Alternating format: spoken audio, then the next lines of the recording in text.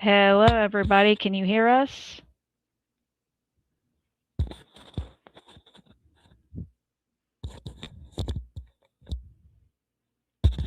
Hello, everyone. Can you hear us? Hello?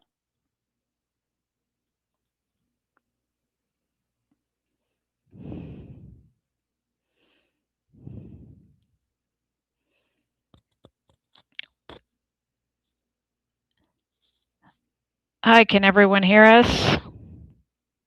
Hey, oh, hey, good.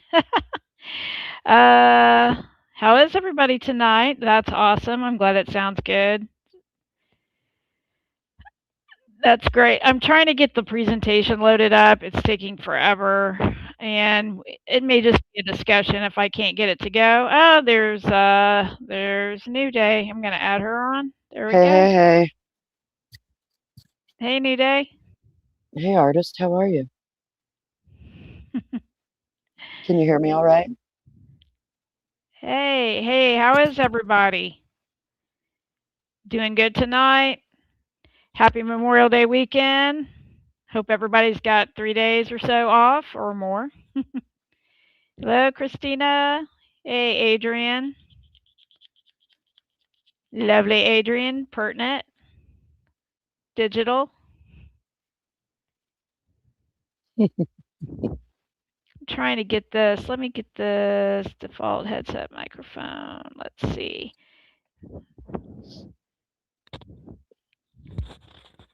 There we go.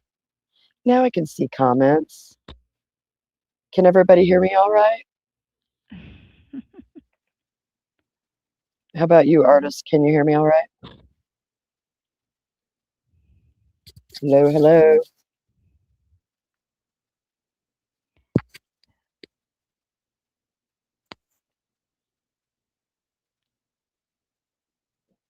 Okay. Give us just a second, guys. We've got a new kind of little bit of a setup here, so I'm trying to get this going. I can't get this. This thing is driving me nuts. I hate StreamYard. Sorry, StreamYard, but let's see if I can.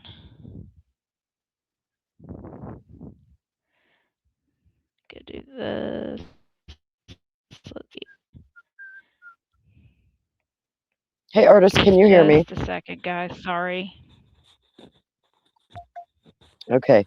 Oh, oh, hey, Christina.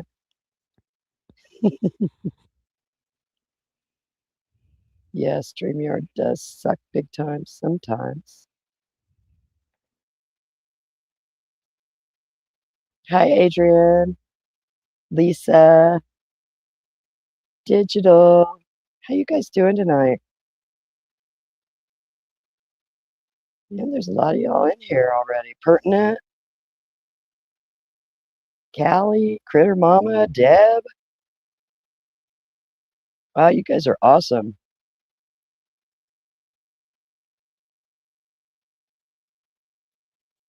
How's everybody feel about the stuff that's been going on in the community?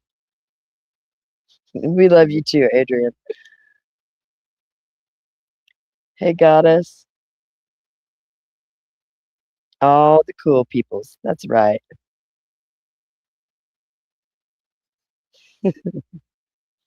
I don't know where Artist went.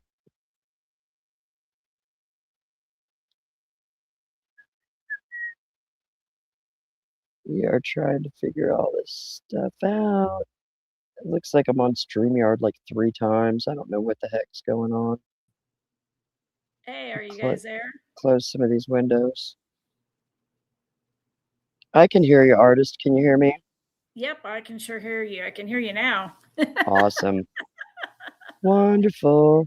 Oh my goodness. All right, everybody. So I'm still trying to get the presentation loaded up. Like I said, it may never happen. I don't know what's going on with it, but it doesn't really matter too much because it really was just a slide of different shows. So tell them what we're going to talk about tonight, New Day. Oh, that fantastical story that crazy magical. I don't know. It's like somebody wrote a book with a bad script, a bad. It is a bad script. So as you guys know, we are big on this timeline thing. Huge on the timeline, right, New Day? Yeah. Huge on the timeline. We've got a lot of problems with this timeline. We've always had problems with the timeline. And we just really believe that going back to the beginning is kind of where it's at. So we're going to be talking about that and kind of what we've been thinking about this week.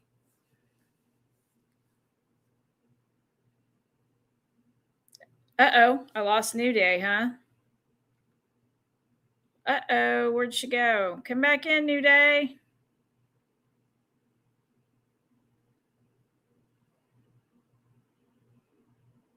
Well, hang on just a minute. Hang on just a second, guys.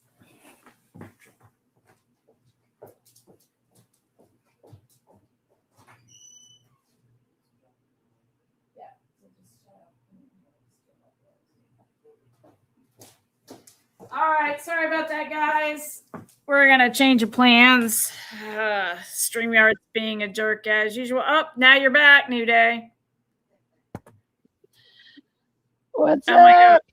Are you there? So if we keep dropping you, we'll just go back to doing it how we were. So. Well, I think I dropped myself. I think I accidentally hit something. So Took yourself out, huh? yeah, I'm used to doing this on my phone, not on a tablet or a computer. So it's just taken me a minute to try to navigate things. I totally get it. Oh, yes, all the cool kids. Callie, all the cool kids are here. What's up, Lisa? Hey, Digital. Nice to see you guys. Nice group. So we're going to have a nice discussion today about the magical story that is Delphi. It's just it's like Disney threw up all over me when I hear it. So, so what? Go ahead and tell them a little bit about what we've been thinking about this week. Well, we've been thinking about how it was an unseasonably warm day. Yeah. We've been thinking about. We've been asking some questions about why no one is attacking the timeline. Yes. When it comes to people in a position to really have access to Rick.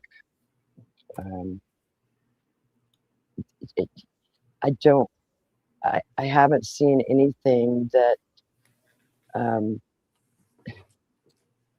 that shows me when last proof of life is for either one of those girls. I mean, if somebody's got something that's legitimate, and then show me. I haven't seen it.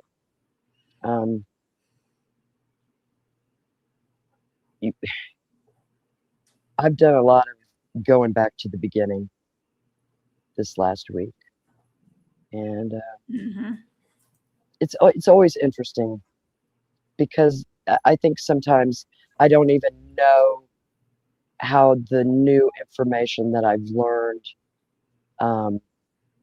fits into that old magical fairy tale story, and how it morphed and evolved over the years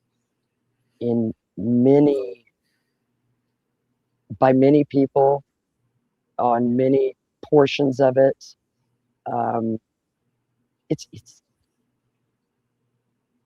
I don't understand how people got away with this, and that we've got an innocent man that's been railroaded and sitting in jail. I mean, even my opinion is that Rick is innocent, you know, and if somebody could show me some evidence that really points to Richard Allen being involved, then give the man a fair trial and let's prosecute him accordingly to what our laws are and our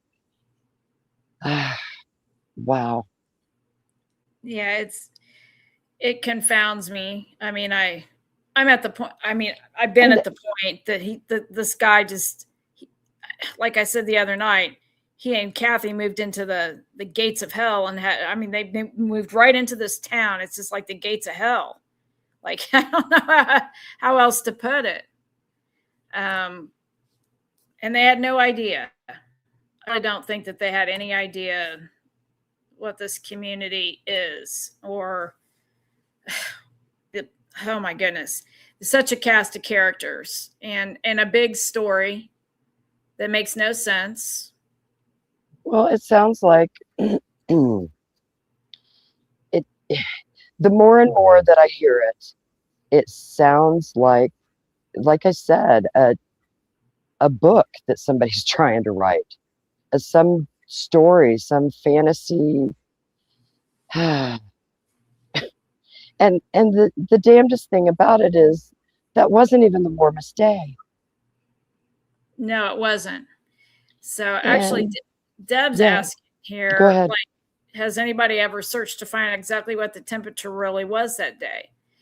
Yes, I have. We have looked at that before. So if I remember correctly, it was in the 40s. Yeah. During the day. I think that day might have been like a high of 48 or something. Not sure exactly. Overnight, it was cool. The weekend before was actually warmer, if I remember correctly. Am I correct? Kayla says 43 degrees. That sounds about right. Yeah. Yeah, so 43 degrees. On Monday was the high. And I think the low dropped down like into the 20s, 26, 28 overnight. Right. And it did snow that week. And then the snow had melted. Yes. So so the creek rose. The waterways were flooded. Yeah. Pretty flooded. And you can tell that by the helicopter footage of the search with the guys in the water. Mm-hmm. You can tell how high it is. Yeah, it looks like it's like right about their rib cage up to maybe middle of the chest, depending on how tall the crew out there is. I don't want to say just men. There might have been women there. Hell, I can't tell. Yeah, I recall it being about waist high on most of them. So yeah, Trial Junkie. Vinny did say unseasonably warm day. And that's because that's what we've been told over and over again. You know, all of these people, they do. Anybody that goes to interview them, any interview you go watch, especially the first 2 or 3 years. And they say, well, what happened that day? Well, it was an unseasonably warm day. And they were out of school. And they just wanted to go take some pictures. You know, and my question is, if they were out there on Saturday geocaching when it was 60 degrees, what the hell do they need to go back out for on Monday when it's 40 degrees and take pictures? Right. Here's some of my problems with, well, we'll have a lot of problems with the magical story. We've always questioned, you know, they always said that there were a lot of kids out that day, a lot of people. I mean, they made it sound like it was like the spot of the day. Like the way that they talk, it was like half the town was out there sometimes. You know what I mean? Yeah. Well, you know, there was a lull. There just happened to be a lull. Yeah. See that? Yeah. And that's funny because like everybody's out there and then all of a sudden everybody just like vamooses and allows this, you know, lone wolf killer Richard Allen, as they say, to spring into action. I mean, it's just, God. It's absurd is what it is. It's absurd. It's absolutely absurd. And it's not even it's other than all the constant embellishments and the changing of narrative, it's not even a good story. No, it's not. It's not a good story. So we've always talked about too, like, how many of you in the chat, I mean, tell us, like, you know, kids today, how many kids like venture outside much anymore? I mean, it's sad, but they want us to believe all these kids were out there. And we've talked about this a million times. It's like, if all these kids were out there, then there had to be something going on. Yeah. Like, you know, something, like there had to be something going on. I just don't know very many kids that would, you know, want to go outside on a day off out of school in the winter. I mean, I know it was warm for winter, but let's be real, it wasn't what I would call necessarily unseasonably warm. It was warmer than normal. But they want us to believe that Abby's out there. I mean, the day, you know, the picture from the hotel, she's wearing like basically a cap sleeve shirt. Well, yeah. Like a And spring, summer that shirt. was supposedly Sunday. And I think it only got up to like 50 that day. I don't know. I mean, I guess if you're outside and you're throwing a ball, you could heat up enough in 50 degrees. I know when I was younger, the cold didn't bother me as much. So I'll give them that. But my real problem with it is just that there's these certain phrases that they beat into our head. And it's like it's almost like they freaking get paid to say it. You know, it's like an ad. Every time you say unseasonably warm day, or there was just a lull, or I don't know. Yeah. So they wouldn't have left each other. They were best friends. They wouldn't have left each other. You know, I'm sure there was a chance one of them or both of them could have got away. Now, I don't know. I wasn't out there, but they just wouldn't have left each other. Right. And maybe I'm sorry, I love y'all, but if something like that happened and I could get away, I'm running like hell. And I know children, teenagers don't think the same way as adults, but yeah, we're going to review some of the interesting parts of this story today. And there's a reason for that. We got to thinking, and quite a while back, I was interested in who the hell Hannah is. Oh, Hannah from the geocache logs? Yes. So the geocache logs, you know, there were 4 geocache logs from Kelsey, on Kelsey's account on February 11th. Mm-hmm. And the very first one says that it was found by Hannah, Kelsey, and Libby. And my question was, who the hell is Hannah? Right. So you went deep diving at the digital library, right? Yes. Yeah. I went Delphi Digital Library, folks. I'm telling you. Before we move on to before I move on there, yes, I did go on the Delphi Digital Library. I was able to pull up a yearbook and searched through for some Hannahs and found 3. And a couple of them were writers in the yearbook, the Parnassus yearbook. So the Parnassus, I looked at, Parnassus, of course. I mean, the whole damn town's like a story of really bad characters. But I looked in this yearbook and I found a few Hannahs, and a couple of them wrote on the yearbook. And I find every article in it. That's why I wish I could pull up this stupid slideshow because I actually have some of the articles and things. There's, a whole article written about cosplay and the wonders of cosplay. Well, if you've got it saved somewhere, even if you can't show it, you can pull it up and maybe read a little bit of it. Yeah, and I may do that here in a minute because I mean it's all about that. And then there's a couple book reviews of some books that, one's called what was it called? They Went Left. Yeah, They Went Left, and the other one was what was that called? it was the one about the girl who went back to her home in Alaska after 3 years, only to discover that her best friend was missing. Yes. It was called Into the Woods or something, or yeah, it was. Hang on, I'll find it. Give me just a second. I'll find it.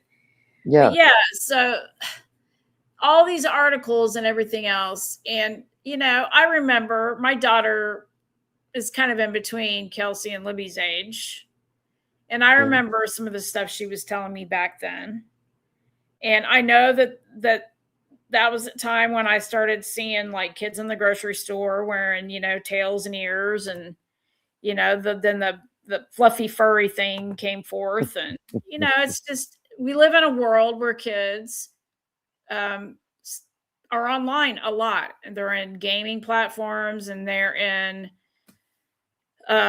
social media. They're TikTok, Twitter, Instagram, all of that stuff. Right. And people don't socialize like us old school people did, Well, I wouldn't say there's no socialization. I think it's just morphed into a different way of reaching out to others. There's not so much face-to-face human contact togetherness anymore. It's and trying to decipher people's sometimes it's really hard to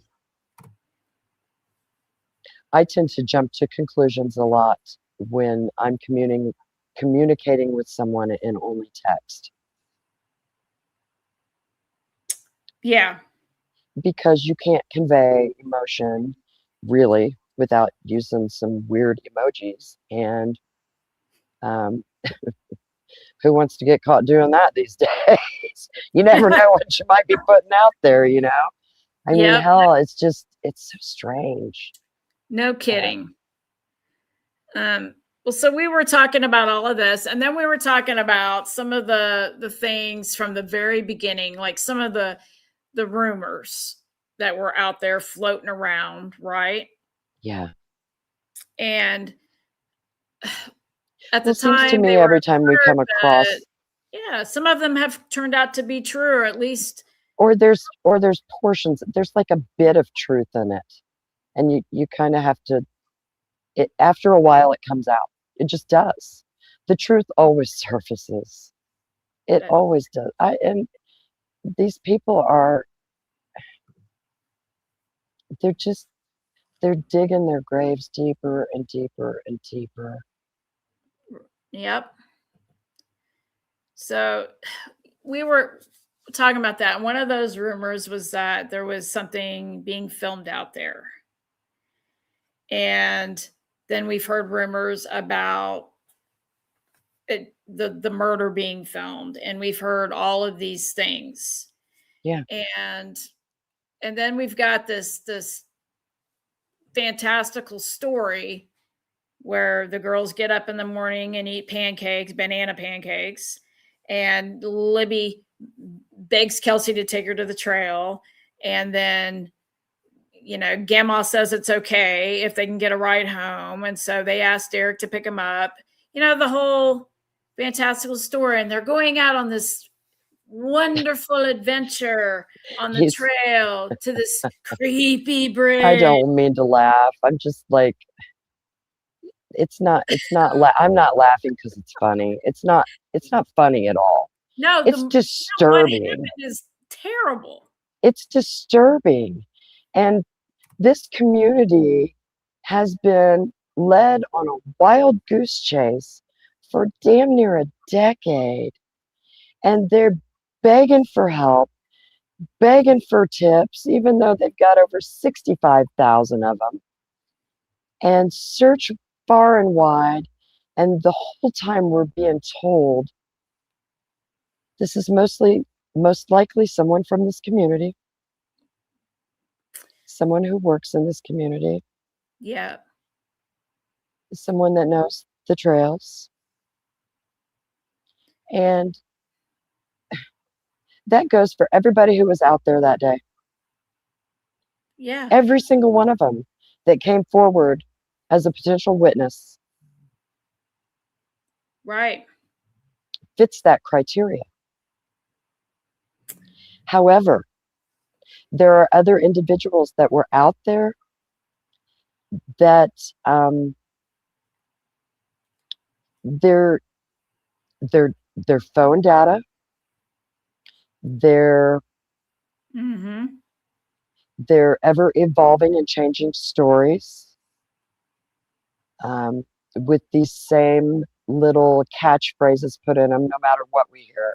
Whether it was they both had my jackets. I gave them both. Well, Abby had hers, and I got a question about that. Yeah.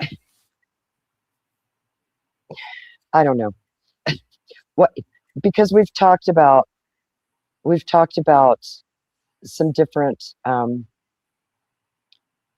what they described as photos, because they didn't show sketches, but some photos that they showed to the jury.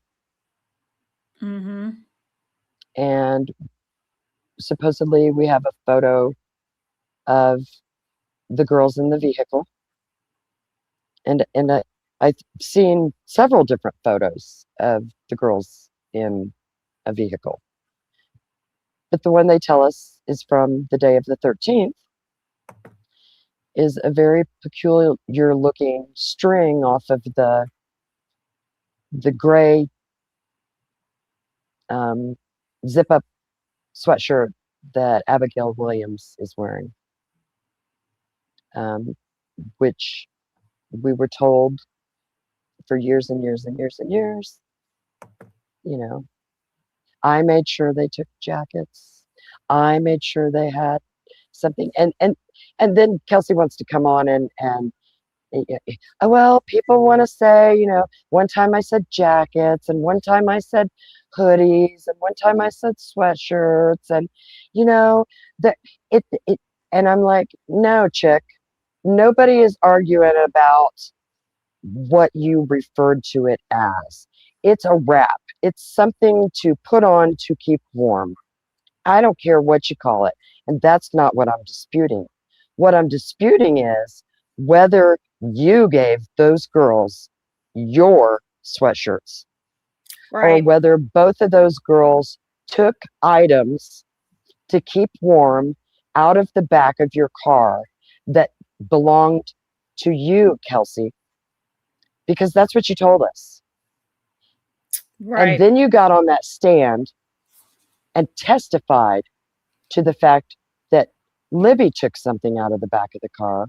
You didn't know if it belonged to you or her, because you both had clothes back. I'm speaking to her right now directly. I hope she's listening. I hope somebody up there is listening. And I hope they hear us loud and clear. Because on the stand, if that's the truth, that Libby's the only one that retrieved something to keep her warm out of the back of that vehicle, and Abigail was actually wearing her own gray zip-up sweatshirt, then why the hell did they show a picture that has definitely been modified to make that string off her jacket look like it's the same string off of Kelsey's gray jacket that she told us for years that Abigail was wearing. And then you go to that stupid 43-second video they tried to release last spring and tell us that's the original video off of her phone. And you see what looks like Abby on the bridge walking. And as soon as she runs by and you catch her out of that camera that supposedly Libby's holding, you see that sweatshirt is not a sweatshirt. It is Kelsey's gray fleece sweater. Right. But Abigail was found in Liberty German's clothes, and her jacket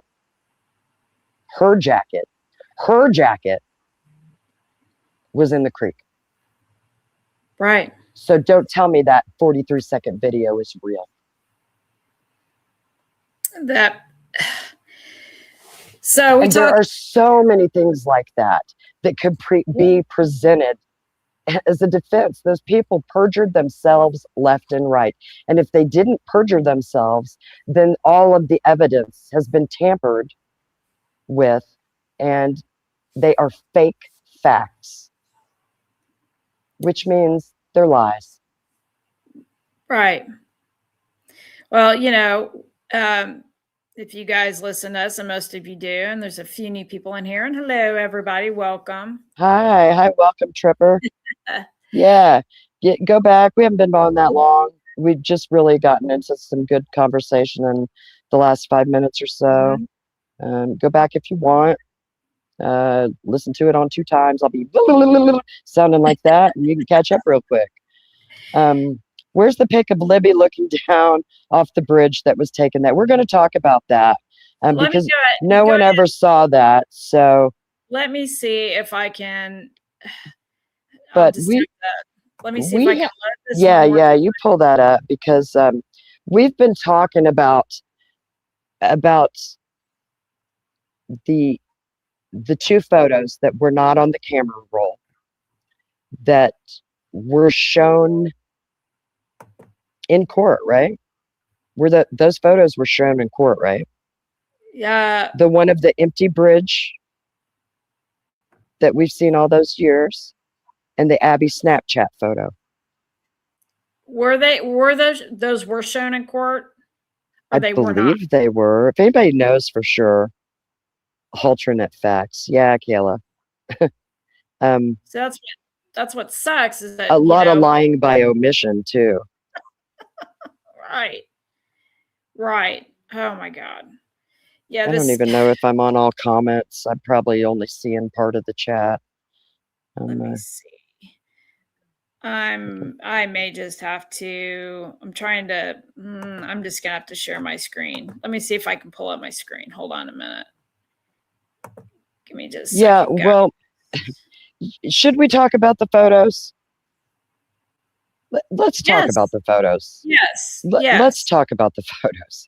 Yes. Yes, they did talk about a photograph, supposedly, that was supposed to be more last proof of life, showing that Liberty German was out on the bridge on the 13th to follow their narrative. But these photos, folks, I believe, as I'm sure many of you do, and if you don't, that's okay. You're still welcome. But I believe the Snapchat photo has been altered. And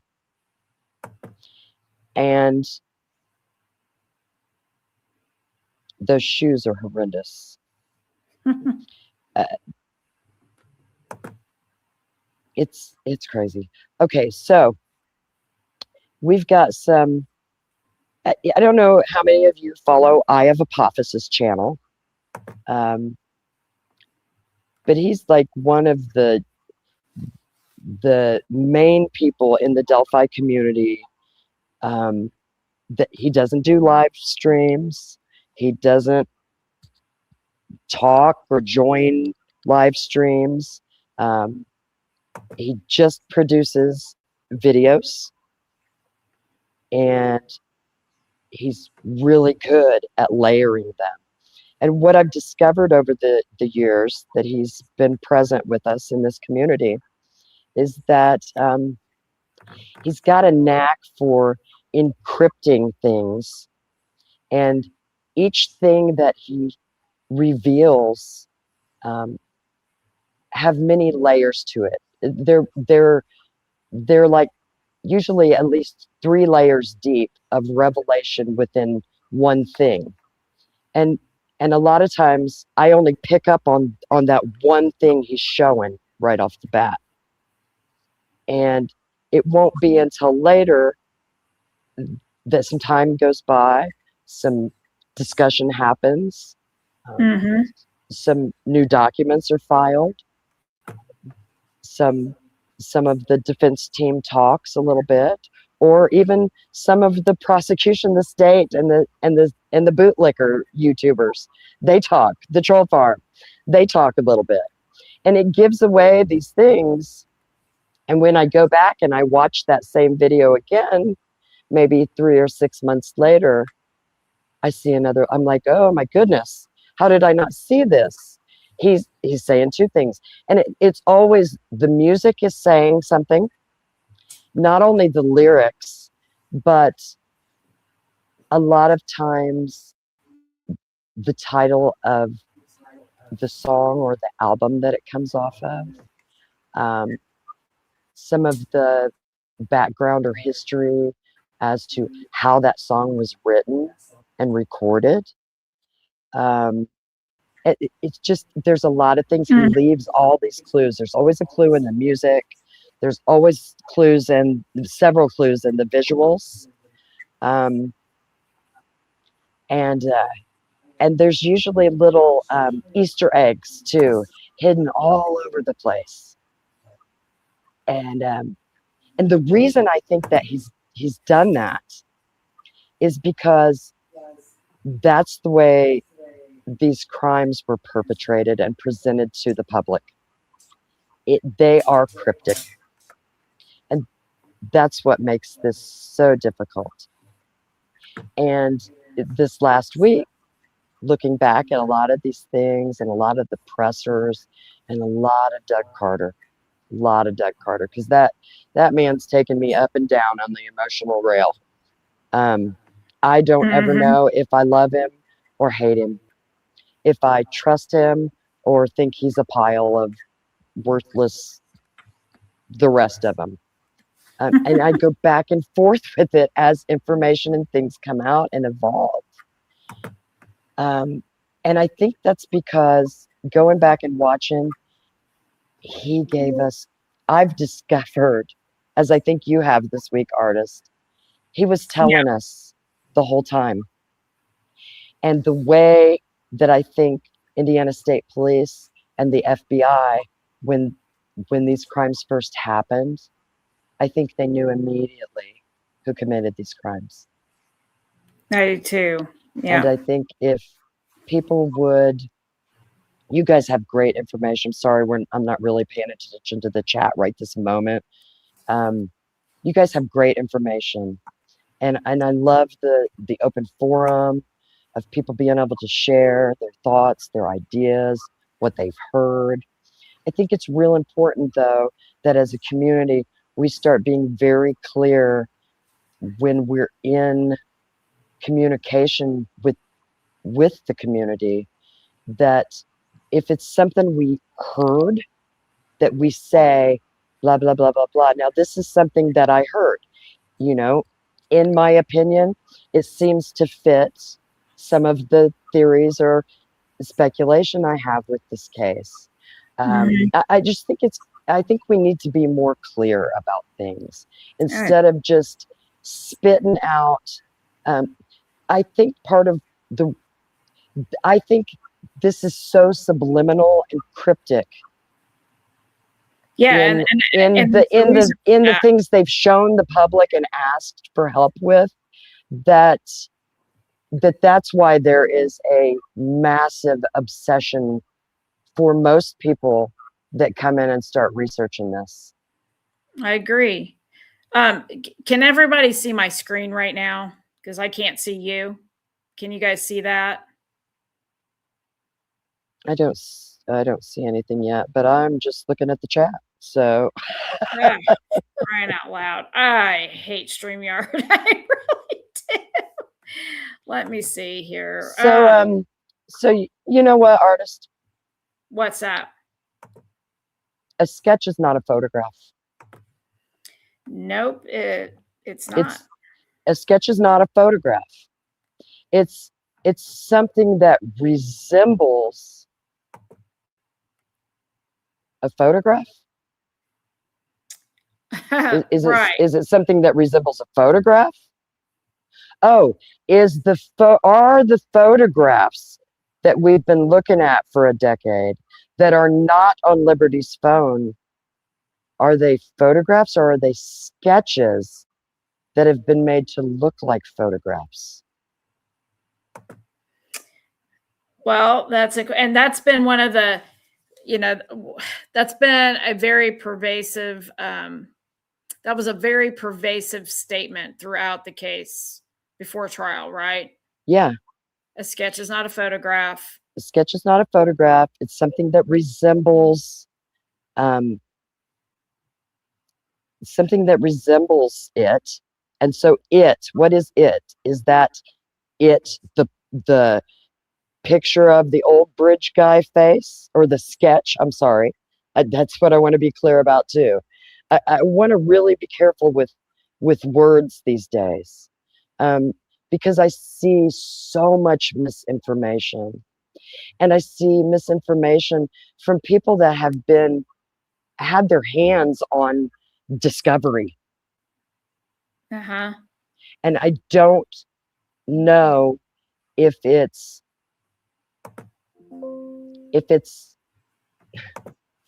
just a lack of overconfidence and believing that certain individuals know exactly what happened and now their narrative is, or if it's deliberate. And I just feel like, if the investigators are saying that right now we're in the process of an appellate team caring for Rick, and that there's certain things that can't be talked about because it could hurt his chances to get a new trial, then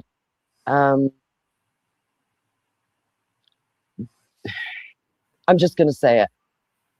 Then why are we going on national television and given inaccurate information?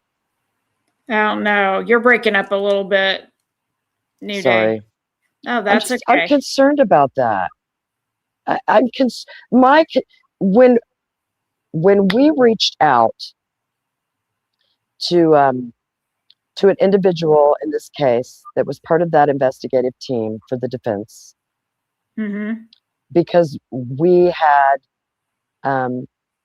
past relationship and ties to this individual that were outside of any kind of investigative work for any kind of attorneys or crimes, and weren't on good terms with the person, not on bad terms, but just, some people you realize that their values and character, when they do not align with mine, I have to set a boundary with certain people. And that's my responsibility to make sure that I keep that boundary set. But when something like this comes up, and I feel like the defense team is not getting accurate information, and I also know that they are overwhelmed with it, just inundated with files, and it's not organized, and they're having to read through everything to try to build a case. And it sounds like one of the first things they came across, though, was this ritualistic onist theory. And they found some good stuff in what the state had put together in the discovery. And those things got handed over and were right on top. And I'm not saying that couldn't happen. And I'm not saying there aren't people out there that do stuff like that. I don't think it's impossible at all. Did that crime scene have, were those girls staged with ritualistic overtones? Or yeah, they were. Yeah. But who's the first person that cried Odinist? Yeah. And do we have two different white supremacy groups that are fighting for power up there? Yeah. I mean, there's so many things. We've been going back through the digital stuff a lot lately because, well, we've been going through it forever, but I just take down my comment. I don't know what comment you want me to take down.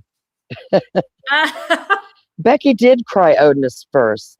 And the reason that I know that is because it's in the Franks filing. I think it's in Click's report. What's in Click's report? I'm sorry. That Becky was the first one to point to Brad Holder and the Odinists.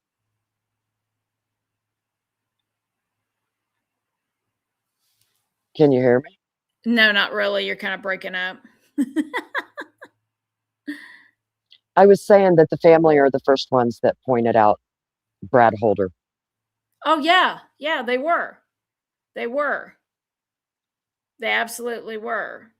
And why would they do that if they hadn't seen the crime scene? Right. Now, I do know this. I know that I heard, can't verify that it's fact, but I heard that there was a time where Mike Patty went to Pat Brown and made him or asked him requested that he tell him what he saw out there. Right. Because he was one of the people that came across the girls that day. Right. And again, how many years did we hear? He looked across and he saw two deer standing there. Yeah, the two deer standing there. There's all these strange things. Two deer standing there. Banana pancakes. Yeah. What else we got here? And then we've got Jeffrey Turco, who is a professor of religious studies, not a ritualistic crime scene investigator. And he said that it did have ritualistic overtones and that it looked like a fanboy. So that kind of tells me that somebody staged that scene to go after that group of people and to make them their patsies. Right. And I'm not saying that to defend them or thinking they're good people or anything, but it just seems like Like there were a lot of people that they could have put in this position. And I think that's one of the reasons that nobody in that community will talk. Because if they can do this to Richard Allen, they can do it to anyone.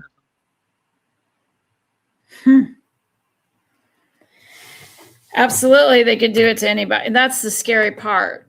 And, you know, I've always had a problem that it just seems like this big elaborate story has been made up to hide obviously something huge. I think I'm at the point, I've been at the point where I think it was one thing that had to get covered up, and people that are into other bad things up there or things that are untoward, let's say, they've got Adrian says all the time, compromat. They have a reason to play along and things like this.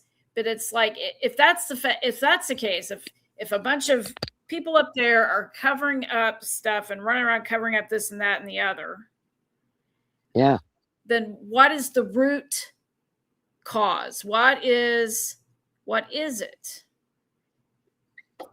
And then we look at Kelsey, who, I mean, I'm sorry. I just don't know how many times a story can be embellished, retrofitted. There's just always been something very odd about Kelsey. And then when I found out that hair was wrapped around Abby's finger and all this stuff, I mean, it just, that's the last person to see her alive, other than the killer, supposedly. Well, and I was going back over some old videos, some old streams, debunking things that Kelsey German put out. Because you know, for the first 10 months of this investigation, she wouldn't speak. Yeah. Becky Patty told us that in depth, that she was actually afraid of losing Kelsey also, because she did not want to talk about Libby. She said she wouldn't go out and help us hand out flyers. She didn't want to speak her name or hear her name spoken. And she wouldn't speak. So we've got almost a year goes by before anybody starts talking. And I'm not quite sure why at that time she and YouTuber Gray Hughes got together and set the timeline. They literally set the timeline. Why isn't law enforcement setting a timeline off of evidence from last proof of life? Right. It's like the timeline only came out and came about after literally they sat there on a live and made a timeline. Yeah, I don't know that she never spoke at all, Tripper, but she didn't speak about the case at all. She didn't want to speak about her sister at all, or what had happened out there, anything like that.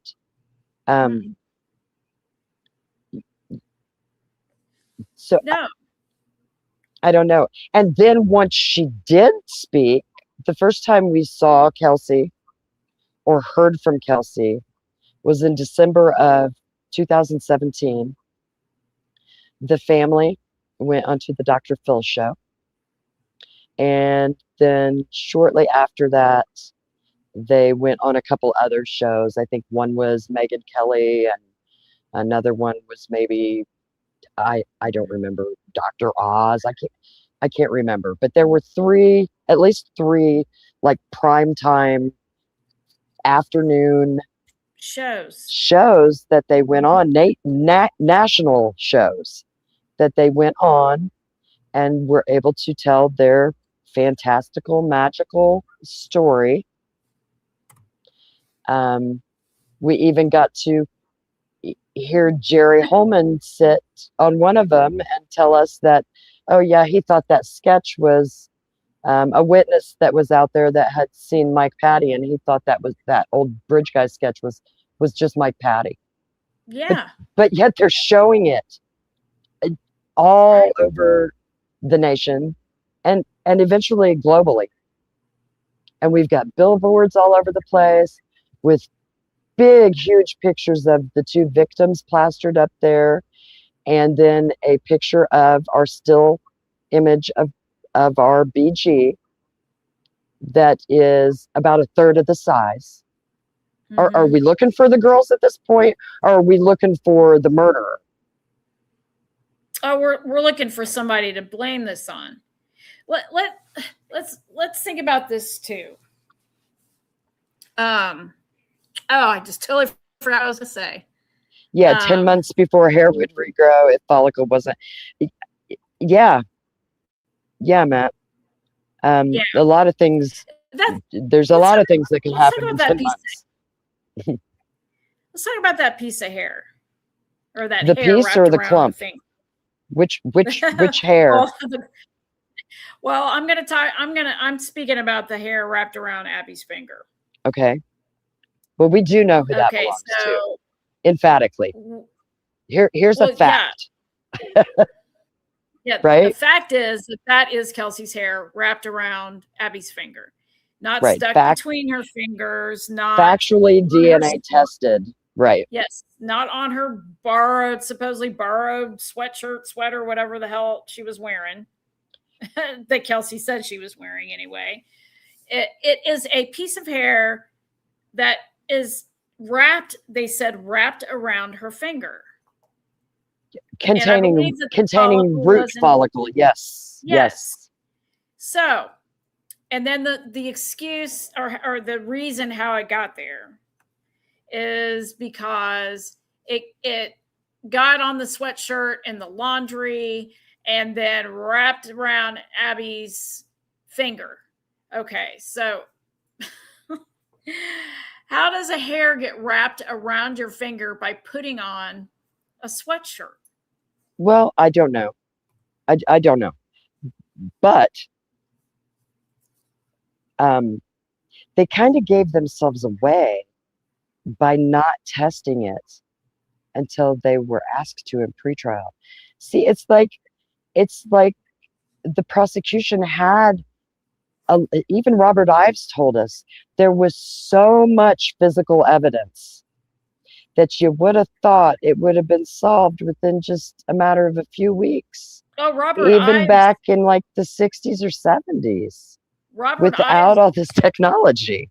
Yeah, Ives was completely confident that this would be solved in a couple of weeks, which makes me believe that they had a very good idea of who or those. I think it was more than one person, obviously, that did this. And then nothing happens. And eventually Robert Ives leaves the case completely. And it's very odd. It's very odd. And, then we look at Mike Patty. Every time you weren't allowed to talk to the family at all. He had instructions for people that did documentaries. Like Hannah Shakespeare told us about that. Yeah. Don't ask about family members. You can't talk about Derek. You can't talk to Derek. You can't talk about Derek. Right. You can't talk to Cody Patty. You can't talk about Cody Patty. Yeah, well, and they did that with lots of things. I mean, I don't understand how they can have a media blackout and then bring a YouTuber in who's been talking about it the whole freaking time as the lead investigator for the prosecution. Right. Okay. Right. I want to, before we go any further, I want to address a few things in the chat. Okay. And I want to state, in my opinion, why I believe that at this point, with the information that I have, Mm-hmm. I believe very strongly that there is a great possibility that the Odinism and the staging was in fact to frame Westfall and Holder. Now, I will say this, and I think we talked about this a little bit on our last live stream, and this is a rumor. We are trying to find out and get a little more information, or discover some other things that may make this look like it's even more of a possibility. But there have been some statements and rumors that I have heard, comments that have been made, that Patrick Westfall possibly is a federal informant, that is someone that would be going out and infiltrating these hate groups because they're domestic terrorists. Mm-hmm. We also have a statement, something that was told to me specifically by the lead investigator at the time for the defense, Mm-hmm. that he later reneged on and gaslit me over, but was very agreeable to the fact that Patrick Westfall and Abigail Williams are related. That while we've been told for years that Peter Falk was Abigail's biological father, that he seemed to indicate to me that the defense team had information and believed that Westfall may be Abigail's biological father. Now, if that's the case, and we've got this young lady now dating a young man from the other person who's hanging out with Patrick, which would be Brad Holder. Right. And then I could see why they would want to, they would think they have a connection that would frame these two men and their group of comrades. Right. Well, let's think of all the suspects over the years. They predominantly, overwhelmingly have been men, ultimately winding up and then blaming everything on one man.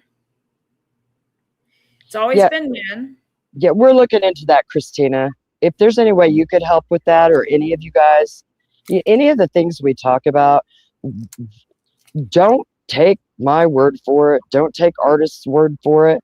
Don't take other people in the chat's word for it. And it's not because I think they're misinformation chaos agents. I think we're so sucked into this case that a lot of times we say things that we've heard other people say that align with our theories and our assumptions about this case, because so much information was kept from us. And then when the stuff we did get, when the truth came out at trial, or they're different stories. So, well, they're different stories. We also have fabricated digital evidence. Yeah. I mean, we have no choice, but there's nothing in this case. Hey, Dom, what's up? Good to see you, man. Been a minute. The only things I can trust as like I can say is a fact is that digital evidence is fake as hell. Fake as hell. And I can say that that there was hair wrapped around Abby's finger and it belonged to Kelsey German. And I can also say that nothing was done to properly clear the family, period. No effort was made to investigate the family. Cop 101, you start with the closest relatives of a victim and you move outward. Well, I believe that was being done, but I don't believe that was being done by local law enforcement. Oh, definitely not. And done by that's part of my big problem with it. You know, we were watching the very first, after two bodies are found, and we see Tobe Lesenby and Steve Mullen, along with an Indiana State Trooper who's an information officer, Kim Riley. And when I watch press conferences with sheriffs from other places, I have never seen anyone, even the bad ones, be so like non-vocal. If you're lead investigator and you're keeping this case, you have the option to let ISP or the feds or both take it over and lead it. And you have chosen as the sheriff to let this remain under, as the lead investigator, as the Carroll County sheriff, and that's your position. Why are you sitting there not saying anything? Right. Right. It's just weird. Well, it's like we have this story. There's no proof of life, no viable proof of life, because that picture with Abby sitting in the back of the car and Libby, like half of Libby's face basically in the picture. Yeah. And what about the people of our community are smart enough to know what to think and what not to think? Exactly. What kind of statement is that? A threat? That's what it sounds like to me. It sounds like you remember who you are, where you reside, and who's going to come knock on your door if you don't remember, these things. Remember that you're smart enough to know. Tripper says that photo makes my stomach drop. Yeah, me too, Tripper. It does me too. Which photo? The photo with Abby sitting in the back seat with the selfie. Yeah. That we believe is taken, looks like, and probably, Did anyone ever say if that image was shown in court or not? I think that image was shown in court. Her in the back seat with the weird. Yeah, I think Abby on the bridge was not shown. No, the two photos that we looked at all those years, the empty bridge. Yes, and the Abby on the bridge. And again, I am convinced today, and never thought about it before until this week, that those two images that we were looking at all of these years are not photographs. They're sketches. And the reason I say that is, let's go back to the J. Kyle Keener. Okay. Photographer for the Pharaoh's Tribune. Very eccentric dude. Claimed on social media that he had the privilege and had never been asked before to assist the investigators, and that he took crime scene photos. Right. Now let's talk about that for a minute. What police agency? None. Let's a reporter? None. Ask a reporter. Zero.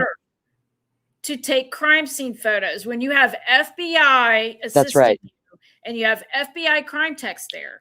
And you've got a staged scene, a double murder a double homicide of Right. 2 minors, females. One of Right. them is nude, and it doesn't make a difference to me when it comes to is this sexual in nature. If you have a minor that's nude, yes, it's sexual in nature. It, to me, it doesn't make a difference whether anybody actually violated this child physically with anything. Just leaving her in that state, to me, is sexually violating her. It isn't that what it is when there's images of nude children online? Mm-hmm. Isn't that considered sexual abuse material?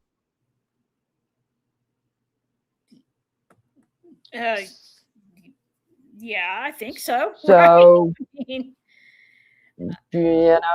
and with the youngest victim, Abigail, having Liberty's clothes on, that tells me, if I follow their narrative, that at one time she was taken out of her clothes and she was nude also, before she was redressed in someone else's clothes.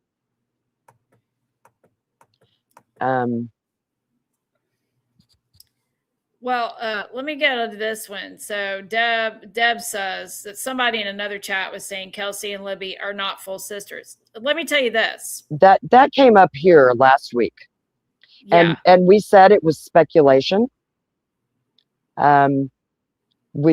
Artist is an artist, and she's a portrait artist, and she's really good at faces, and she did some work, and we found some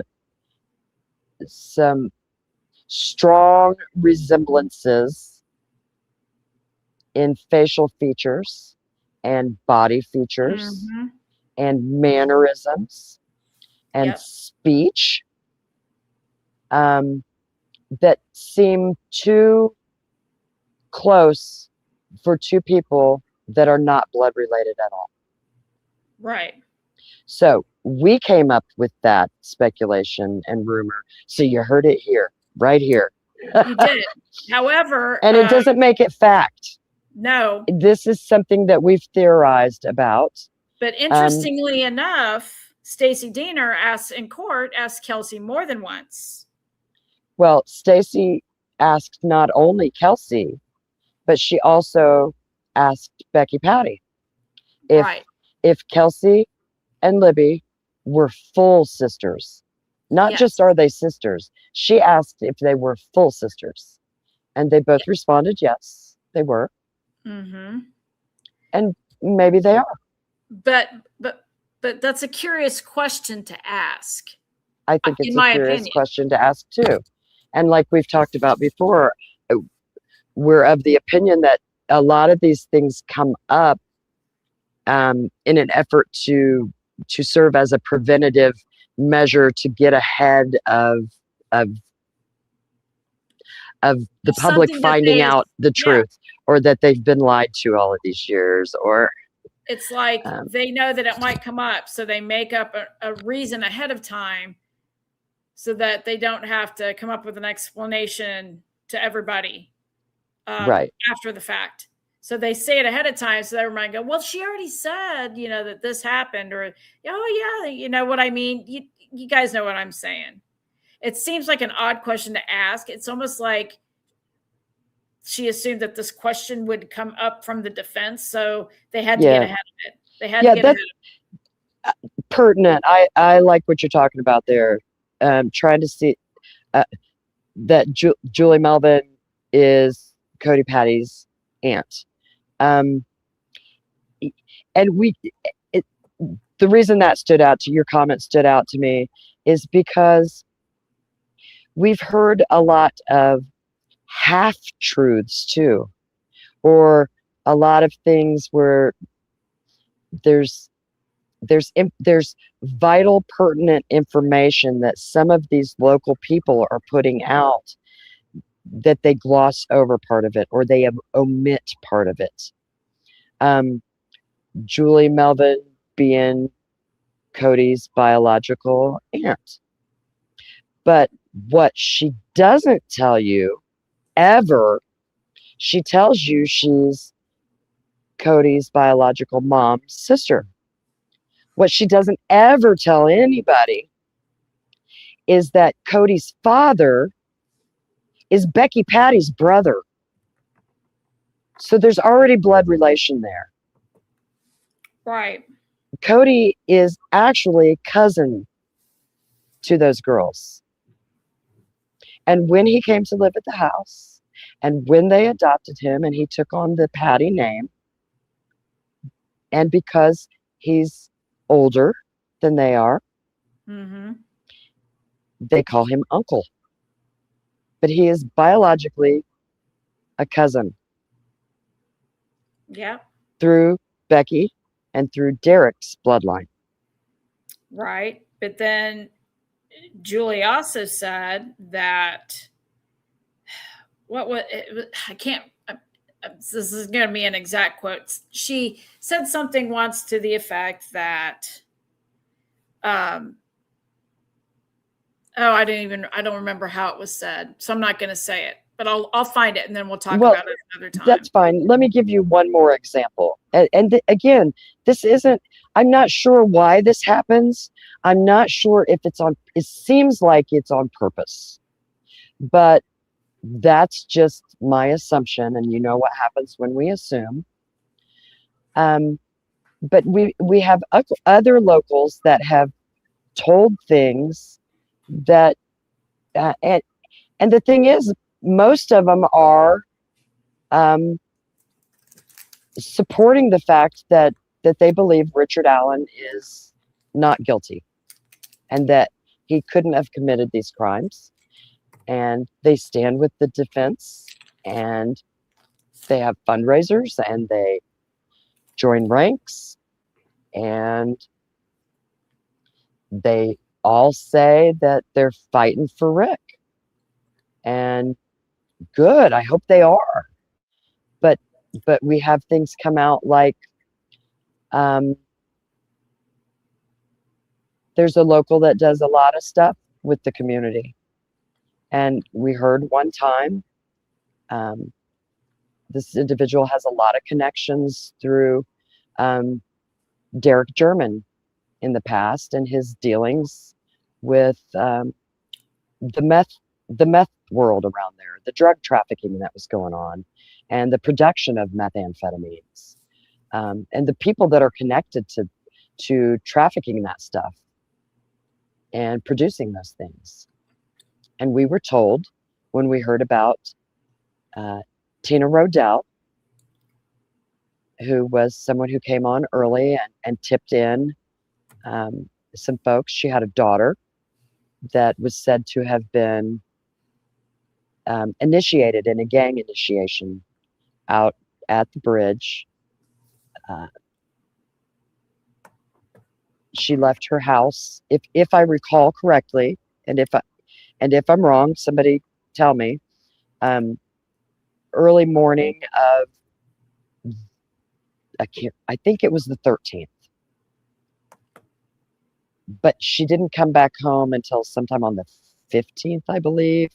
Early morning 15th or late night 15th, early morning 16th. She was gone for several days.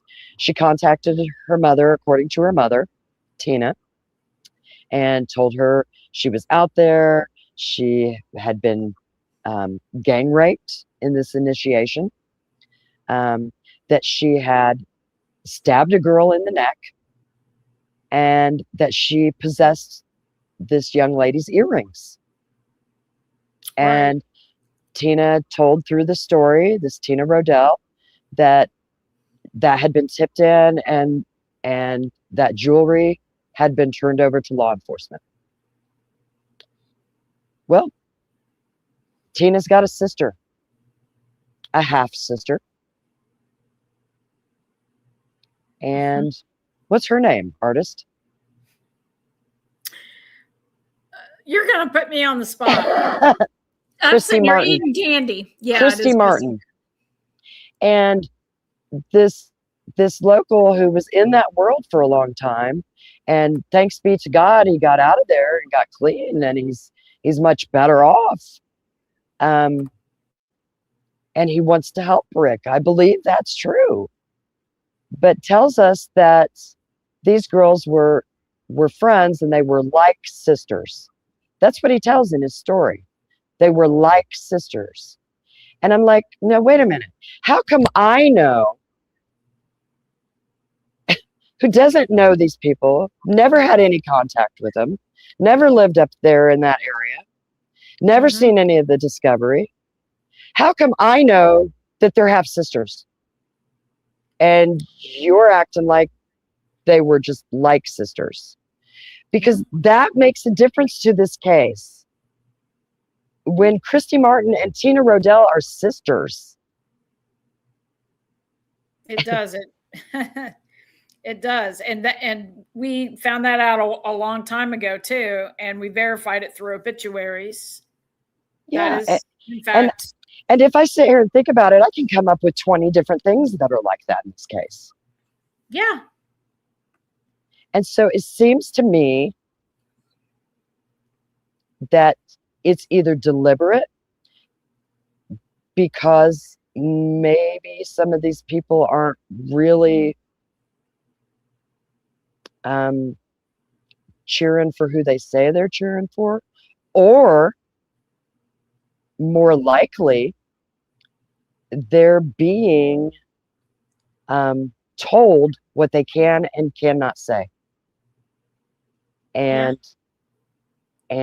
there's a price tag on them if they say the wrong thing.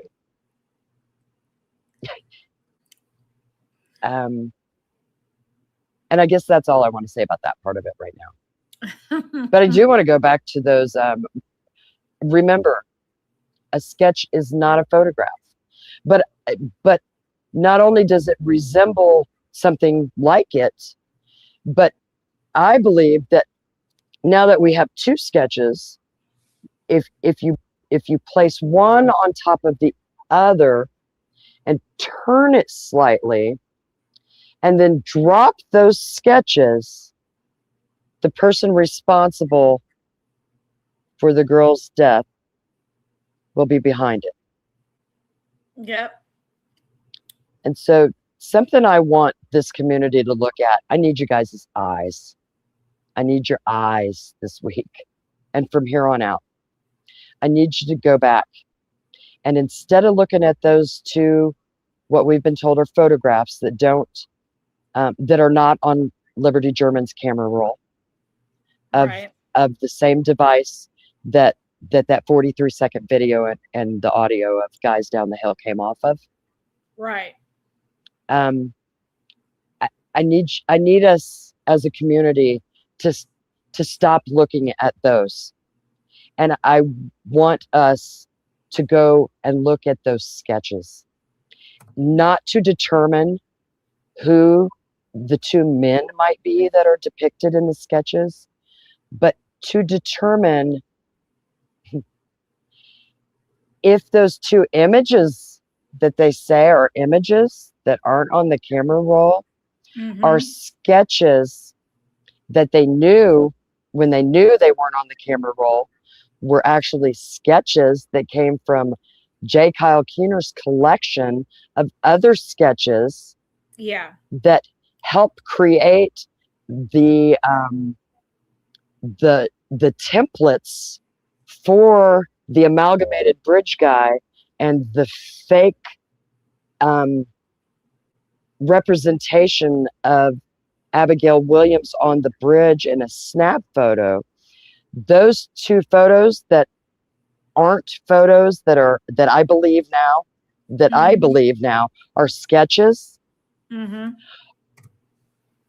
are the two sketches with faces drawn on top of them.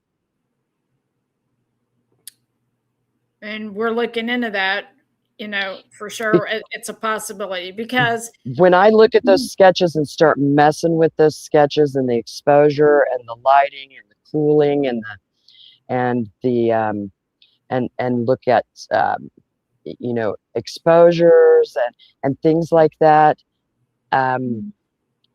I can see the bridge throughout the middle of both of our sketch suspects' faces, from between the eyebrows, through both sides of the nose are the rails. It comes down into the mouth and the beard and the chin. And I believe that we are looking at those two missing images off the camera roll. I believe we're seeing the sketch renditions of those with a young and an old face drawn on top of them. Well, and we know that it's because, look, that might sound crazy and out of the box, and it is a little, but so is that statement said over and over again. It has a meaning to it. Yes. Not only that, images under drawings, but actually sketches that are AI to look like images that are under sketches. And law enforcement would have taken those back to sketches. So it's going to look like a sketch on a sketch. But if you mess with the lighting, and there are other images throughout the shadowing, the shading, it's very, it makes me feel very stupid. And I think that that's part of the subliminal in this case. I think that ISP in the beginning and the feds most definitely were playing mind games the same way and encrypting codes to subliminally reach out to the killer and try to force someone to come forward and talk. I do too. And it's totally possible, because if you look at that Brian Phillips sketch, the weird sketch with bridge guy, it looks like he's wearing like a gas mask and it's got the flames on the bridge. Oh, the drawing that's colored, that yes, that Brian Phillips did. 2 shades of blue. Well, it's signed by Brian Phillips. Yes. But we have heard through the comments here on one of our live streams that the person that commented on it had also heard. See, these are not facts. I want to be real clear about that. And they may or may not be facts, but we don't have any proof to say whether they are or not.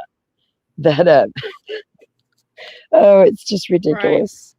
Right. It's so much. Well, yeah, Nancy Drew, and that's a point too. Not using the sketches at trial. Yes, and not showing those 2 images, which tells me they're not. You can't. And that's what bothers me about them showing the one in the back seat that's been altered, because I believe they didn't show those images or the sketches, because they weren't truly images, and the sketches aren't really going to lead us to anybody.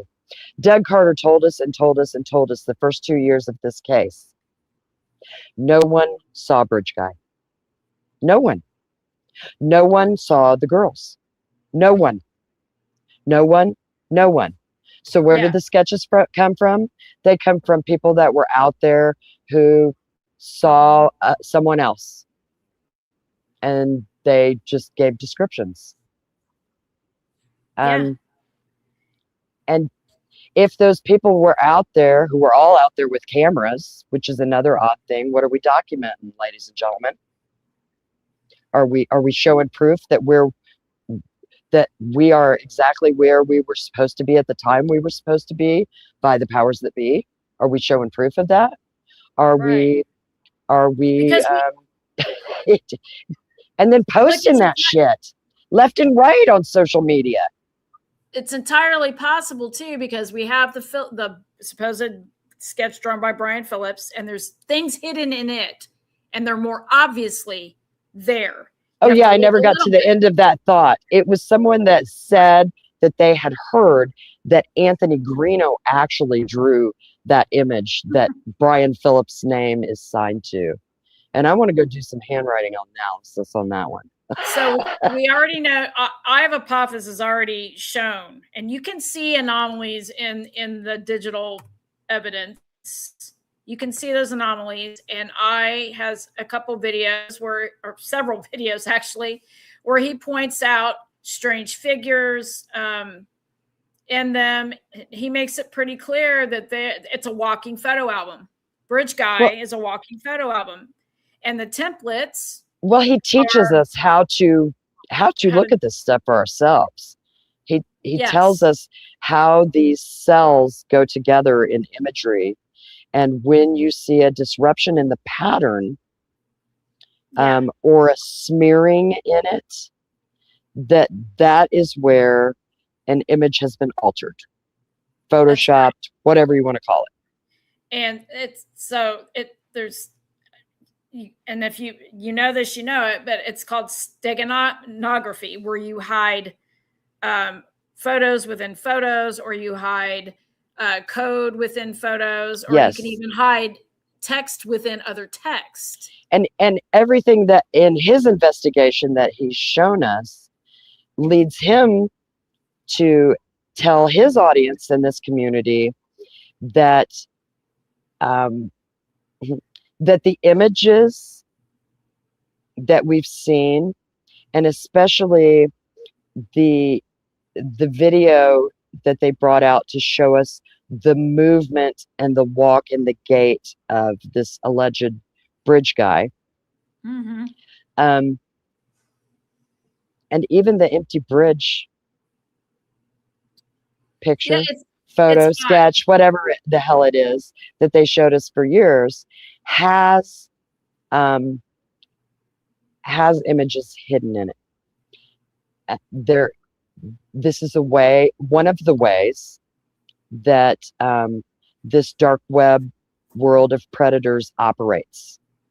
They have a coding system, they use special applications, and then once they receive a code, they can drag their cursor over the image that we would all be looking at, like the video or the empty bridge, or especially the empty bridge. That's the one he showed us. They use a cipher.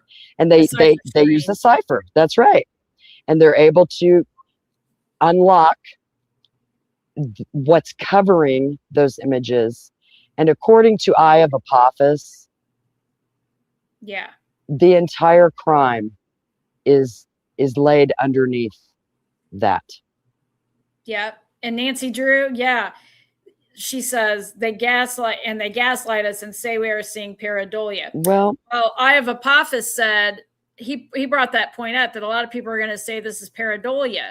But when you go in and you look at the digital cell lineup, and he proved that was lazy in this case because it's there. Mm-hmm. Yeah, there are things hidden in there. I wish I had the skill to pull it all out. Well, when you're looking at the actual, there are programs online that you can see the anomalies. I can see some of the anomalies with my bare eyes. Yes, and when you look at those cells and you see that they're not in line anymore, there's a disturbance in the pattern, then it has been altered. That is proof of that. It doesn't happen any other way. Within cells align. And he tells us that over and over again. Within cells align. And what I hear is within cells align. Yeah. So let me see. Christina, they can put that in their meth pipe and smoke it. I don't know. Oh, hey, Christina says,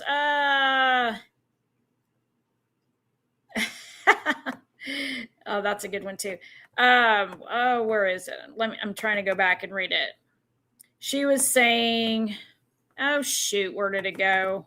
Because it was a good one, and it actually leads into something. Oh, something about how they, Homeland Security, and I'm going to misquote it because now I can't find it.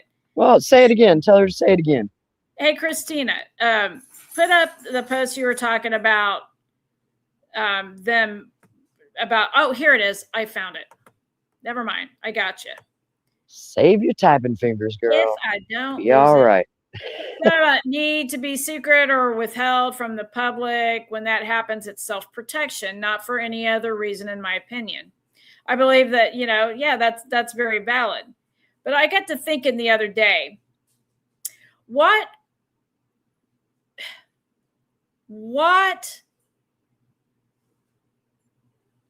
let me put it this way.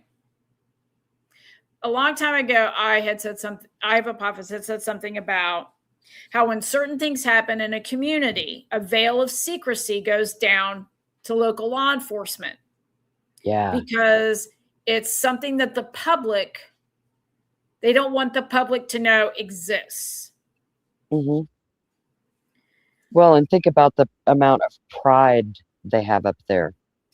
Well, they do. In that community. But it's a weird place. It's a weird place up there. It's just weird. Yeah. And a lot of weird character. I've never seen a case where there's so many freaking characters and people. You know what I relate it to? LARPing around and, the whole thing. You guys all saw the Truman Show, right? I relate it to a reverse Truman Show. It's like all of the public is the one having the snow job pulled over them. And that community up there is sitting there watching us all fall apart over their false narrative they've created. It's that freaking strange to me. And while I do believe that there's a lot of people out there who have to use some self-preservation and go along with a story because they have their hands in all kinds of stuff, and I believe it does branch out and everything else. I feel like the beginning of this started as one thing and led to another, to another, to another. I do too. I do too. I got to thinking about other things. One of the things that the government always wants to deny ever happens when it does, and we've heard this before, is the idea, well, obviously they weren't real keen, the state wasn't real keen on the Odinist thing, even though they did investigate it. But the other one is anything having to do with occult based killings or satanic based things, or a group of kids that commit a crime. Yeah. When I look back to day one in this, there's kids all over it. There's kids out on the trails everywhere, according to everybody. Well, yeah. And young people and very young adults too. Yeah, the sister drops her off. The only DNA found out there was one law enforcement person, and never been. The sister dropped him off. I have a problem with that. Sister dropped him off. I have a problem with that. Sister dropped him off. Sister I still have a problem. I do too. I have a problem with. I have my biggest problem with it is when the defense or the defense investigators or attorneys that have worked with the defense tell us there's no reason not to believe that the girls were dropped off when Kelsey says she dropped them off. Right. How? Where? Tell me, where is the proof of that? And there isn't. All you've got is a camera of a video that nobody's ever seen. Whew, I just got a big old head rush. Of a vehicle that looks like hers driving by with a phone that it was her phone that's called another so that it can be traced. Nobody sees her. Nobody. So if there is some reason that we can say emphatically that is when our timeline starts, then show me the proof. You want me to show me proof that all of these other things happened? Why not that? Why can't we start at the beginning and show me proof? When is the last proof of life for those girls?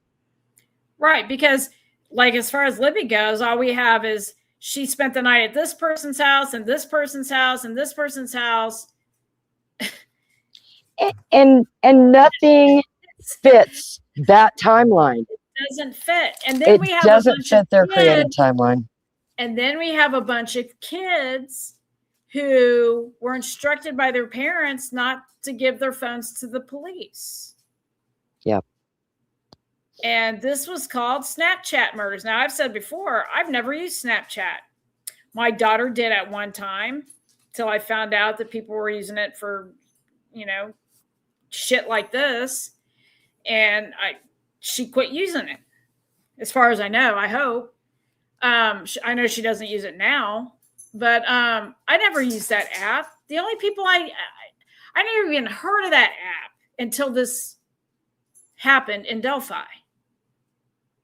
Yeah. And the app, the inventors of the app have said in the past, I found it, that they invented this app so people could send nudes back and forth secretly. That's why. And then market it primarily to minors. Yeah, and then the minors caught on to it. And I do know that there was a lot of sexting and things going on in schools. And there's a lot of, I think there's more extortion than anything else going on those apps. Well, yeah, Adrian brought up a point once why it's such a secret, why everybody wanted to keep it such a secret that kids were passing, like sexting materials around. And I got to thinking about that too, because that wasn't like an uncommon thing at that time. I mean, it was kind of I remember my daughter telling me about instances at school of things like that happened. I agree, Tripper. That's what this investigation needs to go back to. When that phone was reset. Absolutely. That's what we're all about. And that would be like the weekend before. They said it was 10 days. So yeah. Yeah, it does, because there's a reason for that. But my whole point is, okay, so that's not the nicest thing to know was going on. But is that a reason for parents to ask their kids not to give the phone to the cops? Like what? If you don't. Well, again, like Steve Mullen said, I think people in that community are smart enough to know